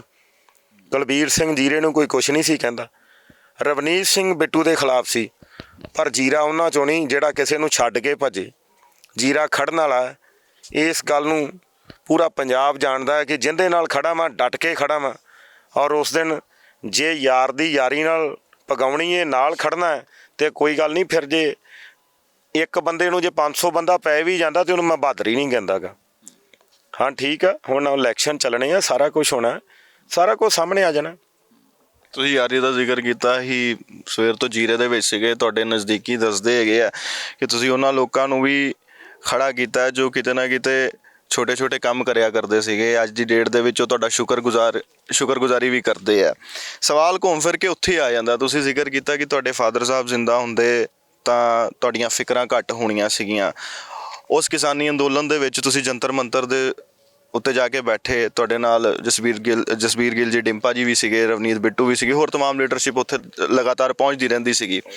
ਅੱਜ ਜਦੋਂ ਤੁਸੀਂ ਦੇਖਦੇ ਹੋ ਕਿ ਉਸ ਕਿਸਾਨੀ ਅੰਦੋਲਨ ਦੇ ਵਿੱਚੋਂ ਇੱਕ ਪਾਰਟੀ ਖੜੀ ਹੁੰਦੀ ਪਈ ਹੈ, ਰਾਜੇਵਾਲ ਸਾਹਿਬ ਆਪਣੀ ਪਾਰਟੀ ਖੜੀ ਕਰਦੇ ਪਏ ਆ, ਕਿਸਾਨ ਕਹਿੰਦੇ ਕਿ ਅਸੀਂ ਚੋਣਾਂ ਲੜਾਂਗੇ, ਤੇ ਇਹ ਚੀਜ਼ ਕਿਸ ਤਰੀਕੇ ਦੇ ਨਾਲ ਤੁਹਾਡੇ ਦਿਲੋਂ ਦਿਮਾਗ 'ਤੇ ਅਸਰ ਕਰਦੀ ਹੈ? ਮੈਂ ਤਾਂ ਕੁਛ ਨਹੀਂ, ਮੇਰਾ ਤਾਂ ਇੱਕ ਉਹ ਕਿਸਾਨ ਲੀਡਰਾਂ ਨੂੰ ਇੱਕੋ ਸਵਾਲ ਆ ਕਿ ਉਦਣ ਜਿਹੜੇ ਲੋਕ ਜਿਨ੍ਹਾਂ ਨੇ ਇਹ ਕਿਸਾਨੀ ਸੰਘਰਸ਼ ਜਿਹਦੇ 'ਚ ਜਿੱਤ ਪ੍ਰਾਪਤ ਕੀਤੀ, ਅੱਜ 800 ਦੇ ਕਰੀਬ ਜਿਹੜੇ ਕਿਸਾਨ ਸਾਡੇ ਸ਼ਹੀਦ ਹੋਏ ਆ। ਔਰ ਉਦੋਂ ਅਸੀਂ ਇਹ ਗੱਲ ਕਹਿੰਦੇ ਸੀ ਕਿ ਅਸੀਂ ਸਿਆਸੀ ਬੰਦੇ ਜਿਹੜੇ ਉਹ ਸਟੇਜਾਂ 'ਤੇ ਨਹੀਂ ਆਉਣ ਦੇਣਗੇ। ਮੈਂ ਗੱਲ ਕਹਿੰਦਾ ਕਿ ਤੁਸੀਂ ਬਹੁਤ ਵਧੀਆ ਲੜਾਈ ਲੜੀ ਔਰ ਉਹ ਲੜਾਈ ਦੀ ਜਿੱਤ ਪ੍ਰਾਪਤ ਕਰਕੇ ਆਪਾਂ ਪੰਜਾਬ ਨੂੰ ਪਰਤੇ, ਪਰ 1 ਸਾਲ ਤੁਸੀਂ ਬੈਠ ਕੇ ਸਿਆਸੀ ਬੰਦਿਆਂ ਦਾ ਵਿਰੋਧ ਕਰਦੇ ਰਹੇ। ਮੈਂ ਗੱਲ ਕਹਾਂਗਾ ਕਿ ਤੁਸੀਂ ਬਹੁਤ ਵੱਡੀਆਂ ਸ਼ਖਸੀਅਤਾਂ ਹੋ, ਪਰ ਜਦੋਂ ਤੁਸੀਂ ਅੱਜ ਪਾਰਟੀ ਬਣਾ ਕੇ ਰਾਜਨੀਤੀ 'ਚ ਆਓਗੇ ਤੇ ਤੁਸੀਂ ਵੀ ਜਿਹੜੇ ਉਹ ਸਾਡੇ ਨਾਲ ਦੇ ਹੋ ਜਾਓਗੇ। ਇਸ ਕਰਕੇ ਕਿ ਅੱਜ ਹਰ ਪਾਰਟੀ, ਹਰ ਲੀਡਰ, ਹਰ ਲੋਕ ਜਿਹੜੇ ਆ ਉਹ ਤੁਹਾਨੂੰ ਮਾਣ ਤੇ ਸਨਮਾਨ ਦਿੰਦੇ ਆ। ਜਿੱਦਣ ਤੁਸੀਂ ਵਾਪਸ ਆਏ ਉਦੋਂ ਲੋਕਾਂ ਨੇ ਫੁੱਲਾਂ ਦੀ ਵਰਖਾ ਕੀਤੀ, ਪਰ ਜੇ ਕਿਤੇ ਉਦੋਂ ਲੋਕਾਂ ਨੂੰ ਪਤਾ ਹੁੰਦਾ ਕਿ ਤੁਸੀਂ ਇਲੈਕਸ਼ਨ ਲੜੋਗੇ ਜਾਂ ਰਾਜਨੀਤੀ 'ਚ ਆਓਗੇ, ਹੋ ਸਕਦਾ ਜਿਹੜਾ ਸਵਾਗਤ ਤੁਹਾਡੇ ਹੋਏ ਉਹ ਸਵਾਗਤ ਨਾ ਹੁੰਦੇ।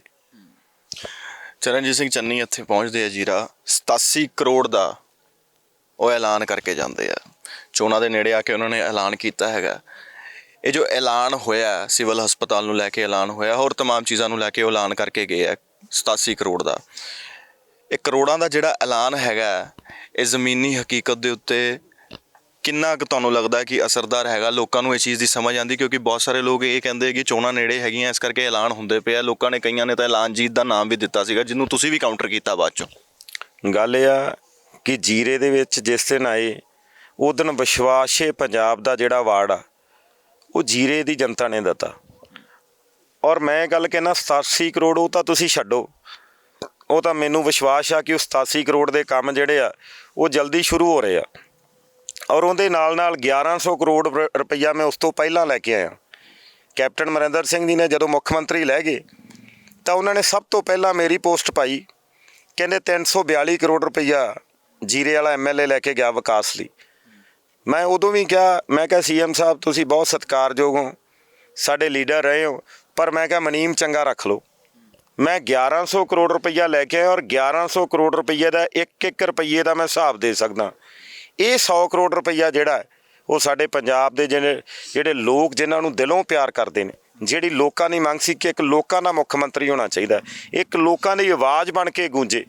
ਅੱਜ ਉਹ ਚਰਨਜੀਤ ਸਿੰਘ ਚੰਨੀ ਜੋ 100 ਕਰੋੜ ਰੁਪਈਏ ਦੇ ਜੋ ਜੀਰੇ 'ਚ ਅਨਾਊਂਸਮੈਂਟਾਂ ਕਰਕੇ ਗਏ ਨੇ, ਉਹ 100 ਕਰੋੜ ਰੁਪਈਏ ਦੇ ਵਿੱਚੋਂ ਪੈਸੇ ਆਉਣੇ ਸ਼ੁਰੂ ਹੋ ਗਏ ਆ। ਅੱਜ ਉਹਨਾਂ ਦੇ ਵਿੱਚੋਂ ਮੈਂ ਕਈਆਂ ਥਾਵਾਂ 'ਤੇ ਜਿਹੜੇ ਉਹ ਚੈੱਕ ਵੰਡ ਰਿਹਾ। ਤੁਸੀਂ ਕੈਪਟਨ ਸਾਹਿਬ ਨੂੰ ਸਤਿਕਾਰਯੋਗ ਕਹਿੰਦੇ ਹੋ, ਤੁਹਾਡੀ ਪਾਰਟੀ ਦੇ ਪ੍ਰਧਾਨ ਸਾਹਿਬ ਉਹਨਾਂ ਨੂੰ ਕਹਿੰਦੇ ਉਹਨਾਂ ਨੂੰ ਠੋਕਤਾ ਸੀ, ਇਹੋ ਜਿਹੀ ਸ਼ਬਦਾਵਲੀ ਦਾ ਵਰਤੋਂ ਹੁੰਦੀ ਆ। ਇਹ ਜਿਹੜੀ ਸਿਆਸਤ ਦੇ ਵਿੱਚ ਮਿਆਰ ਡਿੱਗਦਾ ਪਿਆ, ਇਹਨੂੰ ਕਿਸ ਤਰੀਕੇ ਨਾਲ ਦੇਖਿਆ ਜਾਵੇ? ਇਹ ਸਾਡੀ ਜਿਹੜੀ ਸਿਆਸੀ ਲੜਾਈ ਹੈ ਨਾ ਜੀ, ਨਾ ਅਸੀਂ ਕਿਸੇ ਨੂੰ ਠੋਕ ਸਕਦੇ ਕਿ ਰੱਬ ਨਾ ਕਿਸੇ ਨੂੰ ਮਾਰੇ, ਠੀਕ ਹੈ। ਕੈਪਟਨ ਅਮਰਿੰਦਰ ਸਿੰਘ ਨੇ ਜਿੱਦਣ ਗੁਟਕਾ ਸਾਹਿਬ ਦੀ ਸਹੁੰ ਖਾਧੀ ਸੀ ਕਿ ਅਸੀਂ ਨਸ਼ੇ ਦੇ ਤਸਕਰਾਂ ਨੂੰ ਅੰਦਰ ਦਿਆਂਗੇ, ਉਹਨਾਂ 'ਤੇ ਕਾਰਵਾਈ ਕਰਾਂਗੇ, ਇੱਕੋ ਇੱਕ ਪੰਜਾਬ 'ਚੋਂ MLA ਸੀ ਜਿਹਨੇ ਆਵਾਜ਼ ਉਠਾਈ ਸੀ, ਉਹ ਸੀ ਕੁਲਬੀਰ ਸਿੰਘ ਜੀਰਾ। ਕਿ ਮੈਂ ਸਰਪੰਚਾਂ ਦੀ ਸਟੇਜ ਤੋਂ ਇਹ ਗੱਲ ਕਹੀ ਸੀ ਕਿ ਮੈਂ ਸਰਪੰਚਾਂ ਨੂੰ ਕਹਾਂਗਾ ਕਿ ਸਹੁੰ ਨਾ ਚੁੱਕਿਓ, ਬਾਈਕਾਟ ਕਰਕੇ ਮੇਰੇ 234 ਦੇ 34 ਸਰਪੰਚ ਉੱਠ ਕੇ ਆ ਗਏ ਸੀਗੇ। ਉਹ ਕਿਉਂ ਉੱਠ ਕੇ ਆ ਗਏ ਸੀਗੇ? ਕਿਉਂਕਿ ਮੈਂ ਸਹਿਮਤ ਨਹੀਂ ਸੀ। ਅਸੀਂ ਲੋਕਾਂ ਨਾਲ 4 ਹਫ਼ਤਿਆਂ ਦਾ ਵਾਅਦਾ ਕੀਤਾ ਸੀ, ਪਰ ਕੈਪਟਨ ਸਾਹਿਬ ਨੇ ਚਾਚੇ ਤੇ ਭਤੀਜੇ ਦਾ ਜਿਹੜਾ ਸੀ ਰਿਸ਼ਤਾ ਨਿਭਾਇਆ, ਕਿਉਂਕਿ ਬਿਕਰਮਜੀਤ ਮਜੀਠੀਆ ਉਹਨਾਂ ਨੂੰ ਚਾਚਾ ਕਹਿੰਦਾ ਸੀ, ਔਰ ਉਹਨਾਂ ਨੇ ਰਿਸ਼ਤਾ ਨਿਭਾਇਆ। ਔਰ ਜੇ ਅੱਜ ਫਰਜ਼ ਨਿਭਾਇਆ ਉਹ ਸਰਦਾਰ ਚਰਨਜੀਤ ਸਿੰਘ ਚੰਨੀ ਨੇ ਨਿਭਾਇਆ, ਸਰਦਾਰ ਸੁਖਜਿੰਦਰ ਸਿੰਘ ਰੰਧਾਵਾ ਨੇ ਨਿਭਾਇਆ। ਜੋ ਹੋਮ ਮਿਨਿਸਟਰ ਨੇ ਉਹ ਹੀ STF ਦੀ ਰਿਪੋਰਟ, ਉਹ ਹੀ ਅਦਾਲਤ ਦੇ ਆਰਡਰ, ਉਹ ਹੀ ਅਫਸਰ, ਅੱਜ ਸਾਰਾ ਕੁਛ। ਅੱਜ ਜਿਹੜਾ ਬਿਕਰਮਜੀਤ ਸਿੰਘ ਮਜੀਠੀਆ ਜਿਹੜਾ ਥੋੜ੍ਹੇ ਦਿਨ ਪਹਿਲਾਂ ਇੱਕ ਚੈਨਲ 'ਤੇ ਕਹਿੰਦਾ ਸੀ, ਕਹਿੰਦਾ ਜੀਰੇ ਵਾਲਾ ਕਹਿੰਦਾ 2.5 ਫੁੱਟ ਦਾ ਇਹਨੂੰ ਵਰਦੀ ਪਵਾ ਦਿਓ, ਅੱਜ 2.5 ਫੁੱਟ ਵਾਲਾ ਪੰਜਾਬ 'ਚ ਘੁੰਮਦਾ ਹੈ ਅਤੇ 6.5 ਫੁੱਟ ਵਾਲਾ ਲੱਭਦਾ ਹੀ ਨਹੀਂ ਪਿਆ। ਤਾਂ ਮੈਂ ਥੋੜ੍ਹੇ ਦਿਨਾਂ ਦੀ ਗੱਲ ਆ, ਮੈਂ ਮਾਰਕੀਟ ਦੇ ਵਿੱਚ 17 ਸੈਕਟਰ ਦੇ ਵਿੱਚ ਕੋਈ ਕੰਮ ਗਿਆ ਅਤੇ ਮੈਨੂੰ ਉਹ ਤੋਂ ਕਿਸੇ ਨੇ ਦੱਸਿਆ, ਕਹਿੰਦੇ ਜੀ ਇਹ ਮਜੀਠੀਆ ਪਰਿਵਾਰ ਘੁੰਮਦਾ ਫਿਰਦਾ। ਮੈਂ ਕਿਹਾ ਕੀ ਕਰਦੇ ਆ? ਕਹਿੰਦੇ ਜੀ ਮਜੀਠੀਆ ਲੱਭਦੇ ਹੋਣੇ ਆ। ਇਸ ਕਰਕੇ ਅੱਜ ਮਜੀਠੀਆ ਕਿਸੇ ਨੂੰ ਨਹੀਂ ਲੱਭ ਰਿਹਾ ਗਾ। ਮੇਰੀ ਤਾਂ ਇਹ ਬੇਨਤੀ ਹੈ ਕਿ ਲੋਕ ਜਿਹੜੇ ਨੇ ਉਹ ਹੀ ਆਸਮਾਨ 'ਤੇ ਚੜ੍ਹਾਉਂਦੇ ਨੇ ਅਤੇ ਉਹ ਹੀ ਜਦੋਂ ਮਰਜ਼ੀ ਲਾ ਸਕਦੇ ਆ। ਇਹ ਸਰਕਾਰ ਜਿਹੜੀ ਹੈ ਲੋਕਾਂ ਦੀ ਸਰਕਾਰ ਹੋਣੀ ਚਾਹੀਦੀ ਹੈ, ਲੀਡਰ ਜਿਹੜਾ ਲੋਕਾਂ ਦਾ ਲੀਡਰ ਹੋਣਾ ਚਾਹੀਦਾ। ਜਦੋਂ ਤੁਹਾਡੇ 'ਚ ਮੈਂ ਵੜ ਜੇ, ਜਿਹੜੇ ਲੀਡਰ ਨੇ ਕਿਹਾ ਮੈਂ ਆਹ ਕੀਤਾ, ਮੈਂ ਉਹ ਕੀਤਾ, ਮੈਂ ਆਹ ਕੀਤਾ, ਉਹ ਲੋਕਾਂ ਦੇ ਦਿਲੋਂ ਲੈ ਗਿਆ। ਅੱਜ ਜੋ ਕੁਛ ਆ ਇਹ ਸਾਰਾ ਜੀਰੇ ਵਾਲਿਆਂ ਦਾ। ਅੱਛਾ, ਜਿਹੜਾ ਤੁਸੀਂ ਇਹ ਕਹਿੰਦੇ ਹੋ ਮੈਂ ਆਹ ਕੀਤਾ, ਮੈਂ ਉਹ ਕੀਤਾ, ਜਿਹੜੇ ਲੀਡਰ ਇੱਦਾਂ ਦੀਆਂ ਗੱਲਾਂ ਕਰਦੇ ਨੇ, 'ਚ ਅਹੰਕਾਰ ਛਲਕਦਾ। ਉਹ ਜਿਹੜੇ ਲੀਡਰ ਹੁੰਦੇ ਆ ਉਹ ਕਿਤੇ ਦੇ ਨਹੀਂ ਰਹਿੰਦੇ, ਹੈ ਨਾ। ਕਈ ਵਾਰ ਸਟੇਜ ਤੋਂ ਸਿੱਧੂ ਸਾਹਿਬ ਨੇ ਇਹ ਵੀ ਕਹਿ ਦਿੱਤਾ ਕਿ ਜੇ ਉਹ ਅੱਜ ਮਜੀਠੀਆ ਦਾ ਹਾਲ ਹੋਇਆ ਉਹ ਮੇਰੀ ਬਦੌਲਤ ਹੋਇਆ। ਇਹ ਕਿਤੇ ਤੀਰ ਉੱਧਰ ਨੂੰ ਤਾਂ ਨਹੀਂ ਛੱਡਤਾ ਤੁਸੀਂ? ਇਹ ਤਾਂ ਸਿੱਧੂ ਸਾਹਿਬ ਨੇ ਉਹਦੇ 'ਚ ਕੀਤਾ ਕੀ ਹੈ? ਸਿੱਧੂ ਸਾਹਿਬ DGP ਲੱਗੇ ਆ, ਸਿੱਧੂ ਸਾਹਿਬ AG ਲੱਗੇ ਆ, ਸਿੱਧੂ ਸਾਹਿਬ ਮੁੱਖ ਮੰਤਰੀ ਨੇ। ਉਹ ਕਹਿੰਦੇ ਕਿ DGP ਮੇਰੇ ਕਹਿਣ 'ਤੇ ਲੱਗੇ। ਮੇਰੀ ਤਾਂ ਪੂਰੀ ਹੋ ਲੈਂਦੇ। ਜੇ DGP ਉਹਨਾਂ ਦੇ ਕਹਿਣ 'ਤੇ ਲੱਗੇ ਫਿਰ DGP ਨੂੰ ਕਹਿਣ ਫੜ ਕੇ ਲਿਆ ਬਈ, ਲੱਭ ਕੇ ਲਿਆ। ਇੱਕ ਦਿਨ ਵੀ DGP ਨੂੰ ਕਾਲ ਕੀਤੀ ਔਰ ਨਜਾਇਜ਼ ਹੀ ਨਾ DGP ਨੂੰ ਤੁਸੀਂ ਡਿਪਾਰਟਮੈਂਟ ਦਾ ਸੁਖਜਿੰਦਰ ਰੰਧਾਵਾ ਹੋਰਾਂ ਦਾ, ਮੈਂ ਤਾਂ ਕਹਿੰਦਾ ਕਿ ਮੈਂ ਤੇ ਪਾਰਟੀ ਦਾ ਪ੍ਰਧਾਨ ਹਾਂ। ਉਹਨਾਂ ਨੇ ਆਪਦਾ ਫਰਜ਼ ਨਿਭਾਇਆ। ਮੈਂ ਪਹਿਲਾਂ ਦੱਸਿਆ, ਅੱਜ ਕਹਿਣਾ ਮੈਂ ਆਹ ਕੀਤਾ, ਮੈਂ ਉਹ ਕੀਤਾ। ਸਾਡੇ ਲੀਡਰਾਂ ਨੇ ਫਰਜ਼ ਨਿਭਾਇਆ। ਜੋ ਲੋਕਾਂ ਦੇ ਵਿੱਚ ਅਸੀਂ ਸਹੁੰ ਖਾਧੀ ਸੀ, ਅੱਜ ਲੋਕਾਂ ਨੂੰ ਉਹ ਦੁੱਧ ਦਾ ਦੁੱਧ ਅਤੇ ਪਾਣੀ ਦਾ ਪਾਣੀ ਕਰਕੇ ਅਸੀਂ ਸਾਹਮਣੇ ਰੱਖਤਾ। ਇਸ ਕਰਕੇ ਜੇ ਕੰਮ ਕਰਨਾ ਤਾਂ ਤਕੜੇ ਹੋ ਕੇ ਪਾਰਟੀ ਲਈ ਕੰਮ ਕਰੀਏ, ਸਾਂਝੇ ਹੋ ਕੇ ਕੰਮ ਕਰੀਏ। ਮੈਂ ਹਮੇਸ਼ਾ ਮਾੜੀ ਹੁੰਦੀ ਹੈ। ਹੁਣ ਤੁਹਾਡੇ ਹਲਕੇ ਵੱਲ ਆਉਂਦੇ ਹਾਂ, ਅਸੀਂ ਲੋਕਾਂ 'ਚ ਵਿਚਰ ਰਹੇ ਸੀਗੇ, 4 ਸਵਾਲ ਹੈਗੇ ਲੋਕਾਂ ਦੇ। ਉਹ ਕਹਿੰਦੇ ਕਿ ਜੀਰਾ ਸਾਹਿਬ ਕੋ ਪੁੱਛਣਾ ਕਿ ਸੀਵੇਜ ਨੂੰ ਲੈ ਕੇ ਉਹਨਾਂ ਨੇ ਕੀ ਕੀਤਾ? ਸੀਵਰੇਜ ਨੂੰ ਇੱਥੋਂ ਦਾ? ਹਾਂ, ਜੀਰੇ ਦੇ ਨੂੰ। ਜੀਰੇ ਦੇ ਵਿੱਚ ਤਾਂ 100% ਸੀਵਰੇਜ, ਮਖੂ 'ਚ 100% ਆ। ਇੱਥੇ ਸਾਡੇ ਜਿਹੜਾ ਕਿ 32 ਕਰੋੜ ਦਾ ਪ੍ਰੋਜੈਕਟ ਬਣ ਕੇ ਗਿਆ। STP ਲਈ ਜਿਹੜੀ ਜਗ੍ਹਾ ਹੈ ਉਹਦੀ ਵੀ ਅਸੀਂ ਕੀਮਤ ਜਿਹੜੀ ਪਾ ਕੇ ਭੇਜਤੀ ਹੈ। ਇੱਥੋਂ ਦਾ ਸੀਵਰੇਜ ਵੀ ਜਿਹੜਾ ਕਿ ਉਹ ਮਨਜ਼ੂਰ ਹੋ ਗਿਆ ਪਾਈਪਲਾਈਨ ਦੇ ਵਿੱਚ, ਔਰ ਜਲਦੀ ਤੋਂ ਜਲਦੀ ਜਿਹੜਾ ਕਿ ਮੱਲਾਂ ਵਾਲੇ ਦਾ ਸੀਵਰੇਜ ਚੱਲ ਪੂ। ਬਾਕੀ ਮਖੂ ਔਰ ਜੀਰਾ ਜਿਹੜਾ ਉਹ 100%। ਤੁਸੀਂ 2017 ਦੀਆਂ ਚੋਣਾਂ ਤੋਂ ਪਹਿਲਾਂ ਲੋਕਾਂ ਨੂੰ ਯਕੀਨ ਦਿਵਾਇਆ ਸੀਗਾ ਕਿ ਇੰਡਸਟਰੀਜ਼ ਆਉਣਗੀਆਂ, ਨੌਜਵਾਨਾਂ ਨੂੰ ਰੋਜ਼ਗਾਰ ਮਿਲੇਗਾ। ਕਿੰਨੀਆਂ ਕੁ ਇੰਡਸਟਰੀਜ਼ ਆ ਗਈਆਂ? ਕਿਸ ਤਰੀਕੇ ਦੇ ਨਾਲ ਵਿਕਾਸ ਹੋਇਆ? ਸਾਡੇ ਇੱਥੇ 100 ਏਕੜ ਜਗ੍ਹਾ ਜਿਹਦੇ ਵਿੱਚ ਰੰਧਾਵਾ ਸਾਹਿਬ ਕੋਆਪਰੇਟਿਵ ਮਿਨਿਸਟਰ ਸੀ, ਔਰ ਅਸੀਂ ਇੱਕ ਇੱਥੇ ਰਿਫਾਈਨਰੀ ਲਾ ਰਹੇ ਸੀ। ਜਿਹੜਾ ਕਿ 1000 ਕਰੋੜ ਦਾ ਪ੍ਰੋਜੈਕਟ ਸੀ। ਸਾਰੀ ਡੀਲ ਉਹਨਾਂ ਦੇ ਨਾਲ ਰੰਧਾਵਾ ਸਾਹਿਬ ਦੀ ਹੋ ਗਈ, ਕਿਉਂਕਿ ਪੰਜਾਬ ਸਰਕਾਰ ਨੇ ਜਗ੍ਹਾ ਦੇਣੀ ਸੀ, ਸ਼ੂਗਰ ਮਿਲ ਦੀ ਜਗ੍ਹਾ। ਔਰ ਉਸ ਤੋਂ ਬਾਅਦ ਦੇ ਵਿੱਚ ਜਦੋਂ 3 ਕਾਲੇ ਕਾਨੂੰਨ ਆਏ ਜਿਹੜੇ ਮੋਦੀ ਸਾਹਿਬ ਲੈ ਕੇ ਆਏ, ਉਹ ਜਦੋਂ ਧਰਨੇ ਲੱਗਣ ਲੱਗ ਪਏ, ਉਹ ਜਿਹੜੀਆਂ ਬਾਹਰ ਦੀਆਂ ਕੰਪਨੀਆਂ ਸੀ ਉਹ ਇੱਥੋਂ ਚਲੀਆਂ ਗਈਆਂ। ਇਸ ਕਰਕੇ ਇਹ ਹੈ ਕਿ ਅਸੀਂ ਆਪਦੇ ਵੱਲੋਂ ਸਾਡੀ ਹਮੇਸ਼ਾ ਹੀ ਕੋਸ਼ਿਸ਼ ਰਹੀ ਆ, ਹੁਣ ਵੀ ਜੇ ਅਸੀਂ 800 ਦੇ ਕਰੀਬ ਬੱਸ ਪਾਈ ਆ ਤੇ ਰਾਜਾ ਵੜਿੰਗ ਮੇਰਾ ਵੱਡਾ ਭਰਾ ਹੈ, ਮੈਂ ਹੁਣ ਵੀ ਕੋਸ਼ਿਸ਼ ਕਰ ਰਿਹਾ ਕਿ ਉਹਦੇ 'ਚ ਵੱਧ ਤੋਂ ਵੱਧ ਡਰਾਈਵਰ, ਵੱਧ ਤੋਂ ਵੱਧ ਕਨੈਕਟਰ ਜਿਹੜੇ ਆ ਆਪਦੇ ਏਰੀਏ ਦੇ ਮੁੰਡੇ ਦੇ ਲਾਈਏ। ਔਰ ਜਿਵੇਂ ਬੈਂਕਾਂ ਦੇ ਵਿੱਚ ਰੰਧਾਵਾ ਸਾਹਿਬ ਦੇ ਕੋਲ ਆ, ਕੋਆਪਰੇਟਿਵ ਦੇ ਵਿੱਚ ਸਿਕਿਉਰਿਟੀ ਗਾਰਡ ਆਪਦੇ ਲਾਈਏ, ਜਿਹੜੇ ਅਫਸਰ ਨੇ ਅਸੀਂ ਫੀਲਡ ਅਫਸਰ ਉਹ ਅਸੀਂ ਆਪਦੇ ਲਾਈਏ। ਕਿਉਂਕਿ ਮੇਰੀ ਹਮੇਸ਼ਾ ਹੀ ਇਹ ਕੋਸ਼ਿਸ਼ ਰਹੀ ਆ ਕਿ ਜੀਰੇ ਨਾਲ ਜਿਹੜਾ ਪਛੜਿਆ ਸ਼ਬਦ ਆ ਉਹਨੂੰ ਲਾਉਣਾ ਕਿਵੇਂ। ਔਰ ਮੈਂ ਵਿਕਾਸ ਕੀਤਾ, ਔਰ ਵਿਕਾਸ ਦੇ ਨਾਂ 'ਤੇ ਮੈਂ ਅੱਜ ਜਿਹੜਾ ਜੀਰੇ ਦੇ ਘਰ ਘਰ ਦੇ ਵਿੱਚ, ਦਿਲਾਂ ਦੇ ਵਿੱਚ ਜਿਹੜਾ ਲੋਕਾਂ 'ਚ ਰਾਜ ਕਰਦਾ ਪਿਆ। ਕਿਉਂਕਿ ਕਿਤੇ ਤੁਸੀਂ ਚਲੇ ਜਾਓਗੇ ਤੁਹਾਨੂੰ ਕੋਈ ਏਰੀਆ ਮਾੜਾ ਨਹੀਂ ਮਿਲੂਗਾ। ਤੁਹਾਨੂੰ ਮੈਂ ਦੱਸਿਆ ਕਿ 1100 ਕਰੋੜ ਰੁਪਈਆ ਲੈ ਕੇ ਆਉਣਾ, ਮੂੰਹ ਨਾਲ ਕਹਿਣਾ ਤਾਂ ਸੌਖਾ, 1100 ਕਰੋੜ ਰੁਪਈਆ ਲੱਗਾ ਵਿਖਾ ਸਕਦਾ, ਤੁਹਾਨੂੰ ਘੱਟੋ ਘੱਟ 6 ਮਹੀਨੇ ਲੱਗ ਜਾਣਗੇ। ਔਰ ਅੱਜ ਜਿਹੜੇ ਜੀਰੇ 'ਚੋਂ ਤੁਸੀਂ ਲੰਘ ਕੇ ਆਏ ਹੋ, ਉਸ ਜੀਰੇ ਦੇ ਵਿੱਚ ਜਿੰਨਾ ਕੁਛ ਤੁਸੀਂ ਵੇਖਿਆ ਉਹ ਸਾਰਾ 2017 ਤੋਂ ਬਾਅਦ ਬਣਿਆ। ਆ ਸਾਡੇ ਜਿਹੜੇ ਪਹਿਲੇ ਲੀਡਰ ਸੀ ਸਵਰਗਵਾਸੀ ਸਰਦਾਰ ਹਰੀ ਸਿੰਘ ਜੀਰਾ, ਉਹਨਾਂ ਤੋਂ ਆਪਦੀ ਸੜਕ ਨਹੀਂ ਬਣੀ, ਉਹ ਸੜਕ ਵੀ ਕਾਂਗਰਸ ਸਰਕਾਰ 'ਚ ਬਣੀ। ਹੋਰ ਕਈ ਇਹੋ ਜਿਹੇ ਜਿਹੜੇ ਹੈਗੇ ਆ ਕਿ ਜਿਵੇਂ ਸਾਡੇ ਜੀਰੇ ਜਦੋਂ ਕਾਲੀ ਸਰਕਾਰ ਆਈ ਇਹ ਨਸ਼ੇ ਲੈ ਕੇ ਆਈ।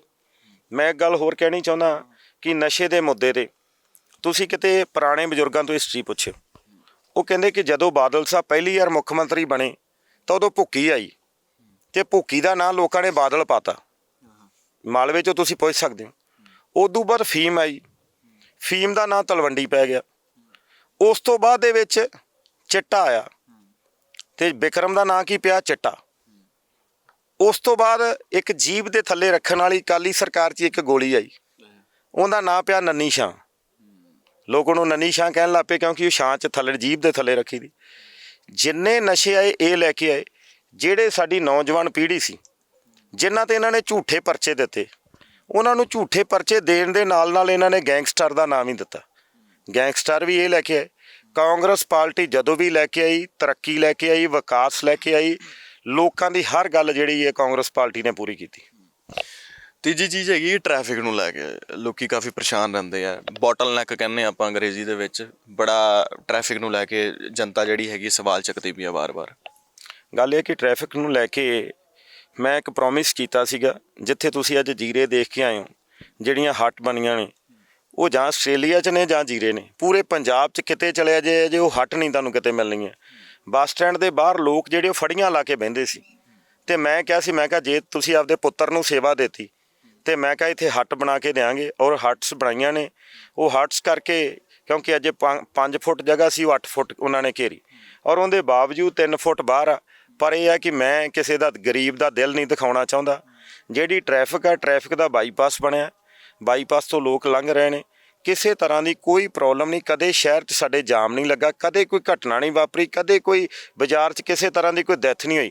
ਔਰ 17 ਤੋਂ ਪਹਿਲਾਂ ਦਾ ਰਿਕਾਰਡ ਕੱਢ ਲਓ, ਹਰੇਕ ਮਹੀਨੇ ਦੇ ਵਿੱਚ 1-2 ਮੌਤਾਂ ਜਿਹੜੀਆਂ ਉਹ ਬਾਜ਼ਾਰ ਦੇ ਵਿੱਚ ਹੀ ਹੁੰਦੀਆਂ ਸੀ, ਕਿਉਂਕਿ ਡਿਵਾਈਡਰ ਹੀ ਹੈ ਨਹੀਂ ਸੀਗਾ। ਇਲਜ਼ਾਮ ਉਹੀ ਹੈ ਵੈਂਡੇਟੇ ਦੀ ਪੋਲੀਟਿਕਸ ਨੂੰ ਲੈ ਕੇ। ਇੱਕ ਪਾਸੇ ਜਿੱਥੇ ਹੈਗਾ ਕਿ DGP ਬਦਲੇ ਜਾਂਦੇ ਆ, ਵਿਧਾਨ ਸਭਾ ਦੇ ਵਿੱਚ ਤੁਸੀਂ ਨਵਜੋਤ ਸਿੰਘ ਸਿੱਧੂ ਆਮੋ ਸਾਹਮਣੇ ਹੋ ਜਾਂਦੇ ਹੋ ਬਿਕਰਮਜੀਤ ਸਿੰਘ ਮਜੀਠੀਆ ਹੋਰਾਂ ਦੇ। ਇੱਕ ਪੁਰਾਣਾ ਕੇਸ ਸੀਗਾ ਸੁਖਬੀਰ ਬਾਦਲ ਹੋਰਾਂ ਦਾ, ਜਦੋਂ ਸੜਕਾਂ ਘੇਰੀਆਂ ਸੀਗੀਆਂ। ਹੁਣ ਜਦੋਂ ਚਰਨਜੀਤ ਸਿੰਘ ਚੰਨੀ ਦੀ ਸਰਕਾਰ ਬਣਦੀ, ਉਸ ਤੋਂ ਬਾਅਦ ਫਿਰ ਉਹ ਜਿਹੜਾ ਕੇਸ ਹੈਗਾ ਦੁਬਾਰਾ ਤੋਂ ਉਹਨਾਂ ਦੇ ਉੱਤੇ ਸੰਗੀਨ ਧਾਰਾਵਾਂ ਲਗਾ ਕੇ ਕੇਸ ਚਲਾਉਣਾ ਸ਼ੁਰੂ ਕਰ ਦਿੱਤਾ, ਚਲਾਨ ਵੀ ਪੇਸ਼ ਕਰ ਦਿੱਤਾ ਕੋਰਟ ਦੇ ਵਿੱਚ। ਇਹ ਵੈਂਡੇਟੇ ਦੀ ਪੋਲੀਟਿਕਸ ਹੈ ਜਾਂ ਵਾਕਈ ਕਿਤੇ ਨਾ ਕਿਤੇ ਚੀਜ਼ਾਂ ਨੂੰ ਤੁਸੀਂ ਸੁਧਾਰ ਦੇ ਨਜ਼ਰੀਏ ਦੇ ਨਾਲ ਦੇਖਦੇ ਹੋ? ਮੈਂ ਦੱਸਣਾ ਚਾਹੁੰਦਾ ਕਿ ਸਾਡੇ ਮੱਲਾਂ ਵਾਲੇ ਮਿਊਨਿਸਪਲ ਕਮੇਟੀ ਦੀ ਇਲੈਕਸ਼ਨ ਸੀ। ਨੋਨੀ ਮਾਨ, ਜਿੰਦੂ ਅਤੇ ਹੋਰ ਗੁੰਡੇ ਇਹਨਾਂ ਦੇ ਨਾਲ ਇੱਥੇ ਨੋਮੀਨੇਸ਼ਨ ਕਰਾਉਣ ਆ ਗਏ। ਮੈਨੂੰ ਫੋਨ ਕੀਤਾ ਇਹਨਾਂ ਸਾਰਿਆਂ ਨੇ, ਮੱਲਾਂ ਵਾਲਿਆਂ ਨੇ, ਕਿ ਭਾਈ ਇੱਥੇ ਗੁੰਡਾਗਰਦੀ ਹੋ ਰਹੀ ਹੈ। ਮੈਂ ਇੱਥੇ ਜਦੋਂ ਆਇਆ ਤੇ ਮੇਰੇ 'ਤੇ ਗੋਲੀ ਚਲਾਉਣੀ ਸ਼ੁਰੂ ਕਰਤੀ। ਮੇਰੇ 'ਤੇ ਗੋਲੀ ਚਲਾਉਣ ਤੋਂ ਬਾਅਦ ਜਦੋਂ ਇਹਨਾਂ 'ਤੇ ਕੇਸ ਰਜਿਸਟਰਡ ਹੋਇਆ, ਕਿਉਂਕਿ ਜਿਹੜਾ ਗਲਤ ਆਉਂਦੇ 'ਤੇ ਕੇਸ ਤਾਂ ਰਜਿਸਟਰਡ ਹੋਣਾ ਹੀ ਹੈ, 307 ਦਾ ਜਿਹੜਾ ਪਰਚਾ ਦਰਜ ਹੋਇਆ ਇੱਥੇ ਇਹਨਾਂ ਬੰਦਿਆਂ 'ਤੇ। ਅਤੇ ਸੁਖਬੀਰ ਸਿੰਘ ਬਾਦਲ ਅਤੇ ਬਿਕਰਮਜੀਤ ਮਜੀਠੀਆ ਨੇ ਆਣ ਕੇ ਇੱਥੇ ਧਰਨਾ ਲਾਤਾ ਹਰੀਕੇ 'ਤੇ। ਔਰ ਯਾਦ ਹੋਊਗਾ ਤੁਹਾਨੂੰ ਕਿ ਬਾਦਲ ਸਾਹਿਬ ਦਾ ਅਗਲੇ ਦਿਨ ਜਨਮ ਦਿਨ ਸੀ, ਜਨਮ ਦਿਨ ਵੀ ਇਹਨਾਂ ਨੇ ਇੱਥੇ ਮਨਾਇਆ। ਠੀਕ ਹੈ, ਜਨਮ ਦਿਨ ਮਨਾਇਆ, ਜਦੋਂ ਕਿ ਜਨਮ ਦਿਨ ਜਿਹੜਾ ਗੁਰਸਿੱਖ ਬੰਦੇ ਦਾ ਜਿਹੜਾ ਮਨਾਉਣਾ ਚਾਹੀਦਾ, ਉਹ ਮਨਾਉਣਾ ਚਾਹੀਦਾ ਕਿ ਉਦੋਂ ਸੁਖਮਨੀ ਸਾਹਿਬ ਦਾ ਪਾਠ ਕਰਾਉਂਦੇ, ਉਦਣ ਉੱਥੇ ਦੇਂਗ ਵੰਡਦੇ, ਉਦਣ ਉੱਥੇ ਲੰਗਰ ਲਾਉਂਦੇ। ਲੰਗਰ ਇਹਨਾਂ ਨੇ ਸ਼੍ਰੋਮਣੀ ਕਮੇਟੀ ਤੋਂ ਮੰਗਾਇਆ ਤੇ ਮੱਛੀ ਇਹਨਾਂ ਨੇ ਹਰੀਕਿਆਂ ਤੋਂ ਮੰਗਾਈ। ਸਾਡੀ ਸਾਰੀ ਹਰੀਕਿਆਂ ਦੀ ਮੱਛੀ ਮੁਕਾਤੀ ਇਹਨਾਂ ਨੇ। ਫਿਰ ਹਾਈ ਕੋਰਟ ਨੇ ਜਿਹੜੇ ਲੋਕਾਂ ਨੇ, ਜਿਹੜੇ ਵਿਚਾਰੇ ਲੋਕ ਐਂਬੂਲੈਂਸਾਂ 'ਚ ਜਾ ਰਹੇ ਸੀ ਜਿਨ੍ਹਾਂ ਦੇ ਇਲਾਜ ਨਹੀਂ ਹੋ ਸਕੇ, ਫਿਰ ਹਾਈ ਕੋਰਟ ਨੇ 27 ਪਰਚੇ ਜਿਹੜੇ ਇਹਨਾਂ ਤੇ ਦਿੱਤੇ। ਪਰ ਕੈਪਟਨ ਸਾਹਿਬ ਦੇ ਰਾਜ ਦੇ ਵਿੱਚ 4.5 ਸਾਲ ਮੈਂ ਹੱਥ ਜੋੜਦਾ ਰਿਹਾ ਕਿ ਆਪਾਂ ਕਾਰਵਾਈ ਕਰੀਏ, ਪਰ ਕੈਪਟਨ ਸਾਹਿਬ ਇਹਨਾਂ ਨਾਲ ਰਲੇ ਸੀ, ਕਿਸੇ ਨੇ ਕਾਰਵਾਈ ਨਹੀਂ ਕੀਤੀ। ਜਿਸ ਦਿਨ ਹੀ ਸਰਦਾਰ ਚਰਨਜੀਤ ਸਿੰਘ ਚੰਨੀ ਮੁੱਖ ਮੰਤਰੀ ਬਣੇ, ਸਾਡੀ ਸਰਕਾਰ ਬਣੀ, ਲੋਕਾਂ ਦੀ ਸਰਕਾਰ ਬਣੀ, ਤਾਂ ਰੰਧਾਵਾ ਸਾਹਿਬ ਹੋਮ ਮਿਨਿਸਟਰ ਬਣੇ, ਮੈਂ ਦੂਜੇ ਦਿਨ ਹੀ ਇਹਨਾਂ ਦਾ ਚਲਾਨ ਪੇਸ਼ ਕਰਤਾ। ਔਰ ਮੇਰਾ ਇਹਨਾਂ ਨਾਲ ਵਾਅਦਾ ਸੀਗਾ ਕਿ ਜਿਨ੍ਹਾਂ ਨੇ ਇੱਥੇ ਗੁੰਡਾਗਰਦੀ ਕੀਤੀ ਹੈ, ਇਲੈਕਸ਼ਨ ਤਾਂ ਲੜੂੰਗਾ ਜੇ ਇਹਨਾਂ ਨੂੰ ਆਵਾਜ਼ ਵੱਜੂਗੀ। ਅੱਜ ਜੀਰੇ ਕਚਹਿਰੀ ਦੇ ਵਿੱਚ ਸੁਖਬੀਰ ਸਿੰਘ ਵਲਦ ਪ੍ਰਕਾਸ਼ ਸਿੰਘ ਬਾਦਲ ਦੇ ਨਾਂ 'ਤੇ ਆਵਾਜ਼ ਵੱਜਦੀ ਹੈ। ਜਿਨ੍ਹੇ ਮਾੜਾ ਕੰਮ ਕੀਤਾ ਉਹਨੂੰ ਸਜ਼ਾ ਭੁਗਤਣੀ ਪੈਣੀ ਹੈ। ਅੱਜ ਬਿਕਰਮਜੀਤ ਮਜੀਠੀਆ ਜਿਹੜਾ ਜਾ ਕੇ ਥਾਪੀਆਂ ਮਾਰਦਾ ਸੀ ਕਿ ਜੇ ਹਿੰਮਤ ਆ ਤਾਂ ਫੜੋ, ਜੇ ਕੋਈ ਹਿੰਮਤ ਆ ਤਾਂ ਕਾਰਵਾਈ ਕਰੋ, ਅੱਜ ਕਾਰਵਾਈ ਹੋ ਗਈ, ਅੱਜ ਭੱਜਿਆ ਕਿਉਂ ਫਿਰਦਾ, ਅੱਜ ਖੁੱਡਾਂ 'ਚ ਕਿਉਂ ਲੁਕਦਾ ਫਿਰਦਾ। ਮੇਰੇ ਫਾਦਰ ਸਾਹਿਬ ਸੀ ਕਿਸਾਨਾਂ ਵਾਲੀ, ਉਹਨਾਂ ਨੇ ਪ੍ਰਕਾਸ਼ ਸਿੰਘ ਬਾਦਲ ਦੀ ਗੱਡੀ ਰੋਕੀ, ਉਹਦੀ ਗੱਡੀ 'ਚ ਗੱਡੀ ਮਾਰੀ, ਪਰ ਸਰਦਾਰ ਇੰਦਰਜੀਤ ਸਿੰਘ ਜੀਰਾ ਭੱਜਿਆ ਨਹੀਂ। ਇੰਦਰਜੀਤ ਸਿੰਘ ਜੀਰਾ ਗੱਡੀ 'ਚ ਉਤਰ ਕੇ ਬਾਦਲ ਦੀ ਗੱਡੀ ਦੇ ਅੱਗੇ ਲੰਮਾ ਪੈ ਗਿਆ ਕਿ ਕਿਸਾਨਾਂ ਦਾ ਕਰਜ਼ ਮਾਫ ਕਰੋ, ਜਿਹੜਾ ਕਿ ਸਾਡੀ ਕਾਂਗਰਸ ਸਰਕਾਰ ਨੇ ਕੀਤਾ। 50 ਕਰੋੜ ਰੁਪਈਆ ਜੀਰੇ ਹਲਕੇ ਦਾ ਜਿਹੜਾ ਕਿਸਾਨਾਂ ਦਾ ਮਾਫ ਹੋਇਆ, ਔਰ ਭੱਜਿਆ ਨਹੀਂ। ਬਿਕਰਮਜੀਤ ਮਜੀਠੀਆ ਬੜਕਾ ਹੀ ਮਾਰਨ ਜੋਗਾ ਹੈ, ਬਾਕੀ ਇਹ ਖੜਨ ਜੇ ਉਹ ਕਹਿੰਦੇ ਭੱਜੇ ਨਹੀਂ ਹੈਗੇ, ਉਹ ਅਕਾਲੀ ਆਗੂ ਕਹਿੰਦੇ ਭੱਜੇ ਨਹੀਂ ਹੈਗੇ, ਕਦੀ ਵੀ ਆਓ ਸਾਡੇ ਹਲਕੇ ਦੇ ਵਿੱਚ ਆ ਕੇ ਉਹ ਆਪਣੇ ਲੋਕਾਂ ਦੇ ਵਿੱਚ ਹੀ ਵਿਚਰਦੇ ਪਏ ਆ। ਵਾਰ-ਵਾਰ ਇੱਕੋ ਹੀ ਸਟੇਟਮੈਂਟ ਆ ਉਹਨਾਂ ਦੀ। ਅੱਜ ਤੁਸੀਂ ਮੇਰੀ ਇੰਟਰਵਿਊ ਕੀਤੀ ਸਵੇਰੇ ਬਿਕਰਮਜੀਤ ਮਜੀਠੀਆ ਦੀ, ਕਰੋ, ਹਾਂ ਕਰੋਗੇ? ਜਾਨੇ ਵਕਤ ਜਲਦੀ ਲਾਂਗੇ। ਨਹੀਂ ਉਹ ਤਾਂ ਹਲਕੇ 'ਚ ਹੀ ਹੁੰਦੇ ਆ, ਤੁਸੀਂ ਕਹਿ ਰਹੇ ਹੋ। ਨਹੀਂ ਮੈਂ ਨਹੀਂ ਕਹਿ ਰਿਹਾ, ਅਕਾਲੀ ਆਗੂ ਕਹਿੰਦੇ ਆ, ਐਦਾਂ ਤਾਂ ਕਹਿੰਦੇ ਹੋ। ਕਿਹੜਾ ਅਕਾਲੀ ਆਗੂ ਕਹਿੰਦਾ? ਉਹਨਾਂ ਦੇ ਵਕੀਲ ਸਾਹਿਬ ਕਹਿੰਦੇ, ਅਰਸ਼ਦੀਪ ਕਲੇਰ ਵਾਰ-ਵਾਰ ਇੱਕੋ ਚੀਜ਼ ਦਾ ਜ਼ਿਕਰ ਕਰਦੇ ਆ। ਮੈਂ ਕਲੇਰ ਸਾਹਿਬ ਨੂੰ ਬੇਨਤੀ ਕਰਦਾ ਕਿ ਕਲੇਰ ਸਾਹਿਬ ਸਵੇਰੇ ਇੱਕ ਇੰਟਰਵਿਊ ਹੀ ਕਰਾ ਦਿਓ, ਨਾਲੇ ਮੇਰੇ ਜੀਰੇ ਦਾ ਕੰਪੈਰੀਜ਼ਨ ਮਜੀਠੇ ਨਾਲ ਕਰਾਓ। ਮੈਂ ਮਜੀਠੇ ਇਹ ਗੱਲ ਕਹੀ ਆ, ਮੈਂ ਕਿਹਾ ਮਜੀਠੇ ਵਾਲਿਓ ਤੁਹਾਨੂੰ ਦੋ ਚੀਜ਼ਾਂ ਹੀ ਲੈ ਕੇ ਬਹਿ ਗਈਆਂ। ਇੱਕ ਤਾਂ ਉੱਥੋਂ ਦੇ ਵਿਕਾਸ ਵੇਖਿਆ ਜੇ, ਗੋਡੇ ਪਾਣੀ ਖੜਾ ਹੈ। 10 ਸਾਲੇ ਵਜ਼ੀਰ ਰਹੇ ਹੁਣ ਉੱਥੋਂ, ਵਜ਼ੀਰ ਕਦੇ ਤਾਂ ਮੁੱਖ ਮੰਤਰੀ ਰਹੇ ਨੇ, ਔਰ ਬੱਸ ਸਟੈਂਡ ਦਾ ਨਾਂ ਕਹਿੰਦੇ ਨਾਂ 'ਤੇ ਰੱਖਿਆ। ਅਸੀਂ ਲੋਕ ਗਦਾਰ ਕਹਿੰਦੇ ਹਾਂ। ਜਲਿਆਂਵਾਲੇ ਬਾਗ 'ਚ ਜਦੋਂ ਗੋਲੀ ਚੱਲੀ ਤੇ ਜਨਰਲ ਡਾਇਰ ਨੇ ਉਧਰ ਰਾਤ ਦਾ ਖਾਣਾ ਜਿਹੜਾ ਇਹਨਾਂ ਦੇ ਘਰੇ ਸੁੰਦਰ ਸਿੰਘ ਮਜੀਠੀਆ ਦੇ ਨਾਂ 'ਤੇ ਬੱਸ ਸਟੈਂਡ ਬਣਿਆ। ਮੈਂ ਤਾਂ ਰਾਜੇ ਵੜਿੰਗ ਨੂੰ ਵੀ ਬੇਨਤੀ ਕੀਤੀ, ਆਪਦੇ ਭਰਾ ਨੂੰ, ਮੈਂ ਸੀਐਮ ਸਾਹਿਬ ਨੂੰ ਵੀ ਬੇਨਤੀ ਕੀਤੀ ਹੈ। ਮੈਂ ਕਿਹਾ ਜਿਹੜੇ ਗਦਾਰ ਪਰਿਵਾਰ ਨੇ, ਇਹਨਾਂ ਪਰਿਵਾਰਾਂ ਤੋਂ ਲੋਕਾਂ ਦਾ ਛੁਟਕਾਰਾ ਪਾਓ, ਔਰ ਜਿਹੜਾ ਉਹ ਬੱਸ ਸਟੈਂਡ ਦਾ ਨਾਂ ਹੈ, ਮੈਂ ਕਿਹਾ ਧੰਨ ਬਾਬਾ ਬੁੱਢਾ ਸਾਹਿਬ ਦੇ ਨਾਂ 'ਤੇ ਰੱਖੋ, ਕਿਉਂਕਿ ਉੱਥੇ ਬਾਬਾ ਬੁੱਢਾ ਸਾਹਿਬ ਦੇ ਨਾਂ 'ਤੇ ਰੱਖੋ ਕਿ ਲੋਕ ਜਿਹੜੇ ਲੋਕਾਂ ਦੇ ਵਿੱਚ ਇੱਕ ਸ਼ਰਧਾ ਹੈ। ਮੈਂ ਕਿਹਾ ਮਜੀਠੇ ਦੀ ਤਰੱਕੀ ਕੀ ਹੋਣੀ ਹੈ ਜਦੋਂ ਇਹ ਨਿਕਲਦੇ ਨੇ, ਜਦੋਂ ਬੱਸ ਸਟੈਂਡ ਤੋਂ ਹਰੇਕ ਬੰਦੇ ਨੇ ਬੱਸ ਲੈਣੀ ਹੈ, ਬੱਸ ਚੜ੍ਹਨਾ ਹੈ, ਅਤੇ ਜਦੋਂ ਗਦਾਰਾਂ ਦਾ ਨਾਂ ਮੱਥੇ 'ਤੇ ਲੱਗਦਾ, ਮੈਂ ਕਿਹਾ ਅਗਲੇ ਦਾ ਅੱਧਾ ਸਫ਼ਰ ਤਾਂ ਵੈਸੇ ਹੀ ਖਰਾਬ ਹੋ ਜਾਂਦਾ। ਇਸ ਵਾਰੀ ਕਿੰਨਾ ਕੁ ਫਸਵਾਂ ਤੁਹਾਡੇ ਲਈ ਮੁਕਾਬਲਾ ਹੈਗਾ? ਕਿਉਂਕਿ ਇੱਕ ਪਾਸੇ ਨਰੇਸ਼ ਕਟਾਰੀਆ ਜਿਨ੍ਹਾਂ ਨੇ 2007 ਦੇ ਵਿੱਚ ਕਾਂਗਰਸ ਨੂੰ ਜਿਤਾਇਆ ਹੈਗਾ, ਦੂਜੇ ਪਾਸੇ ਜਨਮੇਜਰ ਸਿੰਘ ਸ਼ੇਖੋ ਇੱਥੋਂ ਲੜ ਰਹੇ ਆ। ਤੁਹਾਡੇ ਲਈ ਕਿੰਨਾ ਫਸਵਾਂ? ਇਹ ਤਾਂ ਲੋਕ ਦੱਸਣਗੇ ਕਿ ਨਰੇਸ਼ ਕਟਾਰੀਆ ਨੂੰ ਕਿਹਨੇ ਜਿਤਾਇਆ ਸੀ। ਨਰੇਸ਼ ਕਟਾਰੀਆ ਨੂੰ ਵੀ ਜਿਤਾਉਣ ਵਾਲਾ ਜੀਰਾ ਪਰਿਵਾਰ ਸੀ, ਡਟ ਕੇ ਮਦਦ ਕੀਤੀ। ਉਦੋਂ ਦੀਆਂ ਵੀਡੀਓ ਕੱਢ ਲਓ, ਉਦੋਂ ਦੀਆਂ ਫੋਟੋਆਂ ਕੱਢ ਲਓ, ਹਰੇਕ ਫੋਟੋ 'ਚ ਮੈਂ ਬੋਲ ਰਿਹਾ ਨਰੇਸ਼ ਕਟਾਰੀਆ ਤਾਂ ਗਿਣਤੀ ਕਰਾਉਣ ਨਹੀਂ ਸੀ ਆਉਂਦਾ ਆਪਦੀ, ਕਹਿੰਦਾ ਆਪਾਂ ਜਿੱਤ ਦੇਣੀ। ਜੀਰਾ ਸਾਹਿਬ ਨੇ ਕਿਹਾ ਕਿ ਤੈਨੂੰ ਕੁਲਵੀਰ ਆਉਂਦਾ, ਆਣ ਕੇ ਆ ਗਿਣਤੀ ਕਰਾ, ਆਪਾਂ 12,000 ਤੇ ਜਿੱਤਾਂਗੇ। ਨਰੇਸ਼ ਕਟਾਰੀਆ ਤਾਂ ਬੁੱਝਦੇ ਆਦਮੀ ਹੈ, ਲੋਕਾਂ ਨਾਲ ਠੱਗੀ ਮਾਰ ਸਕਦਾ ਹੈ। ਉਹਨਾਂ ਦਿਨਾਂ 'ਚ ਲੋਕਾਂ ਨੂੰ ਸਟੇਜਾਂ 'ਤੇ ਜਾ ਕੇ ਕਹਿੰਦਾ ਰਿਹਾ, ਕਹਿੰਦਾ ਇੱਕ ਵਾਰੀ ਵੋਟਾਂ ਪਾ ਦਿਓ, ਜਿਤਾ ਦਿਓ, ਮੈਂ ਕੰਮਾਂ ਵਾਲੀਆਂ ਚਿਰੜ ਭੁੰਡੀਆਂ ਕੱਢ ਦੂੰ। ਮੈਂ ਇੱਕ ਦਿਨ ਪੁੱਛਿਆ, ਮੈਂ ਕਿਹਾ ਕਟਾਰੀਆ ਸਾਹਿਬ ਚਿਰੜ ਭੁੰਡੀਆਂ ਕੀ ਹੁੰਦੇ ਆ? ਕਹਿੰਦਾ ਮੈਨੂੰ ਵੀ ਨਹੀਂ ਪਤਾ। ਮੈਂ ਕਿਹਾ ਫਿਰ ਕਿਹਾ ਕਿਉਂ? ਕਹਿੰਦਾ ਲੋਕ ਖੁਸ਼ ਹੋ ਜਾਂਦੇ ਆ। ਮੈਂ ਕਿਹਾ ਲੋਕ ਕੰਮ ਚਾਹੁੰਦੇ ਆ। ਕਹਿੰਦਾ ਆਪਣਾ ਕੰਮ ਤਾਂ ਇੱਕ MLA ਬਣਨਾ, ਠੱਗੀ ਮਾਰ ਰਿਹਾ, 1 ਰੁਪਈਏ ਦਾ ਕੰਮ ਨਹੀਂ ਕਰਾਇਆ, ਕਿਸੇ ਬੰਦੇ ਦੀ ਬਾਂਹ ਨਹੀਂ ਫੜੀ, ਆਪਦੀ ਡੇਅਰੀ ਦਾ ਰੌਲਾ ਪੈ ਗਿਆ, ਆਪੇ ਹੀ ਜਿੰਦਰਾ ਲਾ ਕੇ ਪੁਲਿਸ ਨੂੰ ਚਾਬੀਆਂ ਫੜਾਇਆ ਤੇ ਜੀਰਾ ਸਾਹਿਬ ਕੋਲ ਚਲਾ ਗਿਆ। ਕਹਿੰਦਾ ਜੀ ਪੁਲਿਸ ਨੇ ਮੇਰੀ ਡੇਅਰੀ 'ਤੇ ਕਬਜ਼ਾ ਕਰ ਲਿਆ। ਜੀਰਾ ਸਾਹਿਬ ਨੇ SSP ਨੂੰ ਫੋਨ ਕੀਤਾ ਕਿ ਤੈਨੂੰ ਪਤਾ ਹੈ ਕਿ ਬਈ MLA ਦੇ ਘਰੇ ਰੇਡ ਨਹੀਂ ਕਰ ਸਕਦੇ, MLA ਦੇ ਦਫ਼ਤਰ 'ਚ ਰੇਡ ਨਹੀਂ ਕਰ ਸਕਦੇ, ਮਨਜ਼ੂਰੀ ਲੈਣੀ ਪੈਂਦੀ ਹੈ। ਉਹ ਕਹਿੰਦਾ ਜੀ ਅਸੀਂ ਜੀਰਾ ਸਾਹਿਬ ਅਸੀਂ ਤਾਂ ਚਾਬੀਆਂ ਫੜੀਆਂ ਨਹੀਂ, ਆਪੇ ਹੀ ਲੋਕ ਲਾ ਕੇ ਸਾਨੂੰ ਚਾਬੀਆਂ ਫੜਾ ਗਿਆ। ਜਿਹੜਾ ਬੰਦਾ ਆਪਦੀ ਰਾਖੀ ਨਹੀਂ ਕਰ ਸਕਦਾ, ਆਪਦੇ ਜਾਇਦਾਦ ਦੀ ਰਾਖੀ ਨਹੀਂ ਕਰ ਸਕਦਾ, ਉਹ ਇਹ ਜੀਰੇ ਹਲਕੇ ਦੀ ਰਾਖੀ ਨਹੀਂ ਕਰ ਸਕਦਾ। ਮੈਨੂੰ ਚੌਂਕੀਦਾਰਾਂ ਮਿਲਿਆ, ਮੈਂ 24 ਘੰਟੇ ਇਹਨਾਂ ਦੀ ਸੇਵਾ 'ਚ ਹਾਜ਼ਰ ਰਹਿਣਾ। ਇਸ ਕਰਕੇ ਇਹ ਆ ਕਿ ਜੇ ਚੌਂਕੀਦਾਰਾ ਕਰਨਾ ਹੈ ਬਾਈ, ਠੰਡ ਵੀ ਆਪਾਂ ਨੂੰ ਝੱਲਣੀ ਪਊਗੀ, ਗਰਮੀ ਵੀ ਆਪਾਂ ਨੂੰ ਝੱਲਣੀ ਪਊ, ਅਤੇ ਸੜਕਾਂ 'ਤੇ ਵੀ ਆਪਾਂ ਨੂੰ ਬਹਿਣਾ ਪਊ, ਹਨੇਰਾ ਵੀ ਚੱਲਣਾ ਪਊ, ਹਨੇਰਾ ਵੀ ਚੱਲਣਾ ਪਊਗਾ। ਇਸ ਕਰਕੇ ਇਹ ਆ ਕਿ ਬਹੁਤ ਕੁਛ ਆ, ਇਹ ਉਹਨਾਂ ਦੇ ਵਿੱਚੋਂ ਕੁਛ ਵੀ ਨਹੀਂ ਜਿਹੜਾ ਦੂਜਾ ਤੁਸੀਂ ਕਹਿੰਦੇ ਹੋ। ਉਹ ਮੈਂ ਅੱਗੇ ਇਹਨਾਂ ਨੂੰ ਦੱਸ ਕੇ ਹਟਿਆ, ਮੈਂ ਕਿਹਾ ਠੰਡ ਦਾ ਮੌਸਮ ਆ, ਮੈਂ ਹੁਣ ਵੀ ਹੋਕਾ ਦੇਣਾ ਫਿਰਦਾ, ਆ ਪਿੰਡਾਂ 'ਚ ਹੋਕਾ ਹੀ ਦੇ ਰਿਹਾ ਜੀ। ਮੈਂ ਇਹਨਾਂ ਨੂੰ ਦੱਸਦਾ ਕਿ ਬਈ ਧੁੰਦਾਂ ਪੈਂਦੀਆਂ ਨੇ, ਧੁੰਦਾਂ ਦੇ ਵਿੱਚ ਚੋਰੀਆਂ ਬਹੁਤ ਹੁੰਦੀਆਂ, ਕਿਉਂਕਿ ਆਪਾਂ ਸਾਰੇ ਜਾਣੇ ਲੋਕ ਲਾ ਕੇ ਅੰਦਰ ਸੌਂ ਜਾਂਦੇ ਆ, ਤੇ ਬਾਹਰ ਜਿਹੜਾ ਕੋਈ ਚੋਰ ਹੁੰਦਾ ਆਲੇ ਦੁਆਲੇ ਦੇ ਏਰੀਏ ਵਾਲਾ ਆਪਦੇ ਏਰੀਏ ਦਾ ਚੋਰੀ ਨਹੀਂ ਕਰਦਾ, ਬਾਹਰਲਾ ਆਉਂਦਾ, ਉਹ ਚੋਰੀ ਕਰਕੇ ਸਵੇਰੇ ਪਤਾ ਲੱਗਦਾ ਕੋਈ ਮੋਟਰਸਾਈਕਲ ਚੁੱਕ ਕੇ ਲੈ ਗਿਆ, ਕੋਈ ਸਾਈਕਲ ਕਿਸੇ ਦਾ ਚੁੱਕਿਆ ਜਾਂਦਾ, ਕਿਸੇ ਦੀ ਕਹੀ ਚੁੱਕੀ ਜਾਂਦੀ ਹੈ, ਕਿਸੇ ਦਾ ਟੋਕਰਾ ਚੱਕਿਆ ਜਾਂਦਾ। ਉਹ ਫਿਰ ਆਪਾਂ ਚੋਰ ਲੱਭਦੇ ਹਾਂ ਕਿ ਚੋਰ ਕਿੱਥੇ ਆ। ਉਹ ਮੁੜ ਕੇ ਪਤਾ ਲੱਗਦਾ ਕਿ ਸੂਈਆ ਪਿੰਡ ਦਾ ਸੀ ਤੇ ਚੋਰ ਬਾਹਰ ਦਾ ਸੀ। ਮੈਂ ਕਿਹਾ ਜਰਮੇਜਾ ਸਿੰਘ ਸੇਖੋਂ ਉਹ ਆ ਜਿਹਨੇ ਇਰੀਗੇਸ਼ਨ ਮਿਨਿਸਟਰ ਹੁੰਦੇ ਆ, ਜਿਹਨੇ 1000 ਕਰੋੜ ਦਾ ਜਿਹੜਾ ਇਰੀਗੇਸ਼ਨ ਸਕੈਮ ਹੋਇਆ, ਜਿੰਦੀ ਇਨਕੁਆਇਰੀ ਜਿਹੜੀ ਹੈ ਮੈਨੂੰ ਵਿਸ਼ਵਾਸ ਆ ਸਰਕਾਰ ਤੇ, ਜਿੰਦੀ ਇਨਕੁਆਇਰੀ ਚੱਲਦੀ ਪਈ ਹੈ, ਔਰ ਥੋੜ੍ਹੇ ਦਿਨਾਂ 'ਚ ਉਹ ਇਰੀਗੇਸ਼ਨ ਸਕੈਮ ਦਾ ਜਿਹੜਾ ਰਿਜ਼ਲਟ ਆਊਗਾ, ਜਿਹਦੇ ਵਿੱਚ ਗੁਰਿੰਦਰ ਠੇਕੇਦਾਰ ਨੇ ਦੱਸਿਆ ਕਿ ਜਰਮੇਜਾ ਸਿੰਘ ਸੇਖੋਂ, ਇਹਦਾ ਪੀਏ ਸ਼ਰਨਜੀਤ ਢਿੱਲੋਂ ਤੇ 3 IAS ਅਫਸਰ ਨੇ ਜਿਨ੍ਹਾਂ ਨੇ ਪੈਸੇ ਲਏ ਨੇ, ਜਿਨ੍ਹਾਂ ਨੇ ਸਾਡੇ ਤੋਂ ਗਲਤ ਕੰਮ ਕਰਾਏ ਨੇ। ਇਹ ਰਿਪੋਰਟਾਂ ਚੋਣਾਂ ਦੇ ਨੇੜੇ ਆ ਕੇ ਕਿਉਂ ਆਉਂਦੀਆਂ ਹੈਗੀਆਂ? ਇਹ ਲੋਕਾਂ ਦੇ ਉੱਤੇ ਕੋਈ ਅਸਰ ਪਾਉਂਦੀਆਂ ਇਹ ਰਿਪੋਰਟਾਂ? ਲੋਕਾਂ ਤੇ ਨਹੀਂ ਅਸਰ ਪਾਉਂਦੀਆਂ। ਗੱਲ ਇਹ ਹੈ ਕਿ ਲੀਡਰ ਦੀ ਨੀਅਤ ਸਾਫ਼ ਹੋਣੀ ਚਾਹੀਦੀ ਹੈ। ਕੈਪਟਨ ਅਮਰਿੰਦਰ ਸਿੰਘ ਦੀ ਨੀਅਤ ਹੀ ਸਾਫ਼ ਨਹੀਂ ਸੀ। ਕੈਪਟਨ ਅਮਰਿੰਦਰ ਸਿੰਘ, ਮੈਨੂੰ ਤਾਂ ਅੱਜ ਵੀ ਇਹ ਸ਼ੱਕ ਆ, ਮੈਂ ਤਾਂ ਕੱਲ੍ਹ ਵੀ ਕਿਹਾ ਰੰਧਾਵਾ ਸਾਹਿਬ ਨੂੰ, ਤੇ ਮੇਰੀ CM ਸਾਹਿਬ ਨਾਲ ਗੱਲ ਹੋਈ, ਮੈਂ ਕਿਹਾ ਜੀ ਮਜੀਠੀਏ ਦਾ ਪਤਾ ਲੱਗੇ, ਕਹਿੰਦੇ ਨਹੀਂ ਕੋਸ਼ਿਸ਼ ਕਰਦੇ ਪਏ ਆ, ਪਤਾ ਨਹੀਂ ਲੱਗਾ। ਮੈਂ ਕਿਹਾ ਜੀ ਮੈਨੂੰ ਲੱਗਦਾ ਹੈ ਕਿ ਉਹ ਆਪਦੇ ਚਾਚੇ ਦੇ ਘਰੇ ਹੋਊਗਾ, ਦਿੱਲੀ ਵਾਲੇ ਅਮਰਿੰਦਰ ਸਿੰਘ ਦੇ ਘਰੇ ਨਾ ਬੈਠਾ ਹੋਵੇ, ਤੇ ਹੋ ਸਕਦਾ ਇੱਕ ਅੱਧੇ ਦਿਨ 'ਚ ਉੱਥੇ ਵੀ ਰੇਡ ਹੋਵੇ ਤੇ ਪਤਾ ਲੱਗ ਜੇ ਉੱਥੇ ਹੋਇਆ ਤੇ ਉੱਥੋਂ ਤਾਂ ਕਾਬੂ ਵੀ ਕਰ ਲਿਆਵਾਂਗੇ। ਅੱਛਾ, ਮੇਰਾ ਅਖੀਰਲਾ ਸਵਾਲ, ਤੁਸੀਂ ਅੱਗੇ ਵੀ ਜਾਣਾ, ਮੈਨੂੰ ਇਹ ਦੱਸੋ ਜਿਹੜਾ ਸਰਵੇਖਣ ਹੁੰਦਾ ਪਿਆ, ਬਹੁਤ ਸਾਰੀਆਂ ਗੱਲਾਂ ਹੁੰਦੀਆਂ ਕਿ ਕਾਂਗਰਸ ਦੇ ਇਨਰ ਪਾਰਟੀ ਸਰਕਲ ਦੇ ਵਿੱਚ ਸਰਵੇਸ ਚੱਲਦੇ ਪਏ ਆ, ਟਿਕਟਾਂ ਤਾਂ ਕਰਕੇ ਕੱਟੀਆਂ ਜਾ ਰਹੀਆਂ ਹੈਗੀਆਂ। ਪਹਿਲਾਂ ਤਾਂ ਇਹ ਦੱਸੋ ਕਿ ਉਹ ਜਿਹੜਾ ਸਰਵੇ ਹੁੰਦਾ ਪਿਆ ਉਹਦੇ 'ਚ ਕਿੰਨੀ ਕੁ ਹਕੀਕਤ ਹੈਗੀ ਤੇ ਤੁਹਾਡਾ ਗ੍ਰਾਫ ਕੀ ਕਹਿੰਦਾ? ਗੱਲ ਇਹ ਆ ਕਿ ਨਾ ਤਾਂ ਬਾਹਰਲੀਆਂ ਏਜੰਸੀਆਂ ਆਣ ਕੇ ਸਰਵੇ ਕਰ ਸਕਦੀਆਂ ਨੇ, ਨਾ ਤੁਸੀਂ ਕਰ ਸਕਦੇ ਹੋ। ਅਸਲ ਸਰਵੇ ਤਾਂ ਜਿਹੜਾ ਹੈ ਉਹ ਇਹ ਪਬਲਿਕ ਨੇ ਕਰਨਾ ਹੈ, ਇਹਨਾਂ ਨੇ ਵੇਖਣਾ ਹੈ। ਅੱਗੇ ਲੋਕ ਪਾਰਟੀ ਨੂੰ ਵੋਟ ਪਾਉਂਦੇ ਸੀ। ਓਡੀ ਸਾਹਿਬ ਦੀ ਤੁਸੀਂ ਟਿਕਟ ਕੱਟਣ ਨੂੰ ਫਿਰਦੇ ਸੀਗੇ, ਫਤਿਹ ਜੰਗ ਬਾਜਵਾ ਦੀ ਤੁਸੀਂ ਟਿਕਟ ਕੱਟਣ ਨੂੰ ਫਿਰਦੇ, ਉਹ ਕਿਹੜੇ ਸਰਵੇ ਦੇ ਉੱਤੇ ਸੀਗੀ? ਉਹ ਲੋਕ ਕਹਿੰਦੇ ਨੇ, ਅਸੀਂ ਲੋਕਾਂ ਦੀ ਗੱਲ ਕਰਦੇ ਹਾਂ। ਲੋਕਾਂ ਸਰਪੰਚ ਮਿਲਦੇ ਨੇ ਜਾ ਕੇ, ਜਿੱਦਣ ਮੇਰੇ ਸਰਪੰਚ ਮੇਰੇ MC ਜਾ ਕੇ ਮਿਲਣ ਲੱਗ ਪਏ, ਕਹਿਣ ਲੱਗ ਪਏ ਪਾਰਟੀ ਨੂੰ ਕਿ ਬਾਈ ਇਹ ਨਹੀਂ ਜਿੱਤਦਾ, ਠੀਕ ਹੈ, ਕਿਉਂਕਿ ਸੋਢੀ ਸਾਹਿਬ ਨੇ ਠੱਗੀਆਂ ਮਾਰੀਆਂ ਨੇ, ਫਤਿਹ ਬਾਜਵੇ ਨੇ ਠੱਗੀਆਂ ਮਾਰੀਆਂ ਨੇ, ਠੀਕ ਹੈ। ਜਿੱਦਣ ਮੈਂ ਵੀ ਠੱਗੀ ਮਾਰਾਂਗਾ, ਮੇਰੇ ਲੋਕ ਵੀ ਜਾ ਕੇ ਇਹ ਗੱਲ ਕਹਿਣਗੇ ਕਿ ਇਹਨੂੰ ਟਿਕਟ ਨਾ ਦਿਆ ਜੇ, ਨਹੀਂ ਤਾਂ ਅਸੀਂ ਵੋਟ ਨਹੀਂ ਪਾਉਣੀ, ਕਿਉਂਕਿ ਇਹ ਕਾਂਗਰਸੀ ਨੇ, ਇਹ ਲੋਕ ਕਾਂਗਰਸੀ ਨੇ, ਇਹਨਾਂ 'ਚ ਕਾਂਗਰਸ ਬੋਲਦੀ ਆ। ਕਾਂਗਰਸ ਅੱਜ ਜੇ ਬਚੀ ਆ ਤੇ ਵਰਕਰਾਂ ਕਰਕੇ ਬਚੀ ਆ।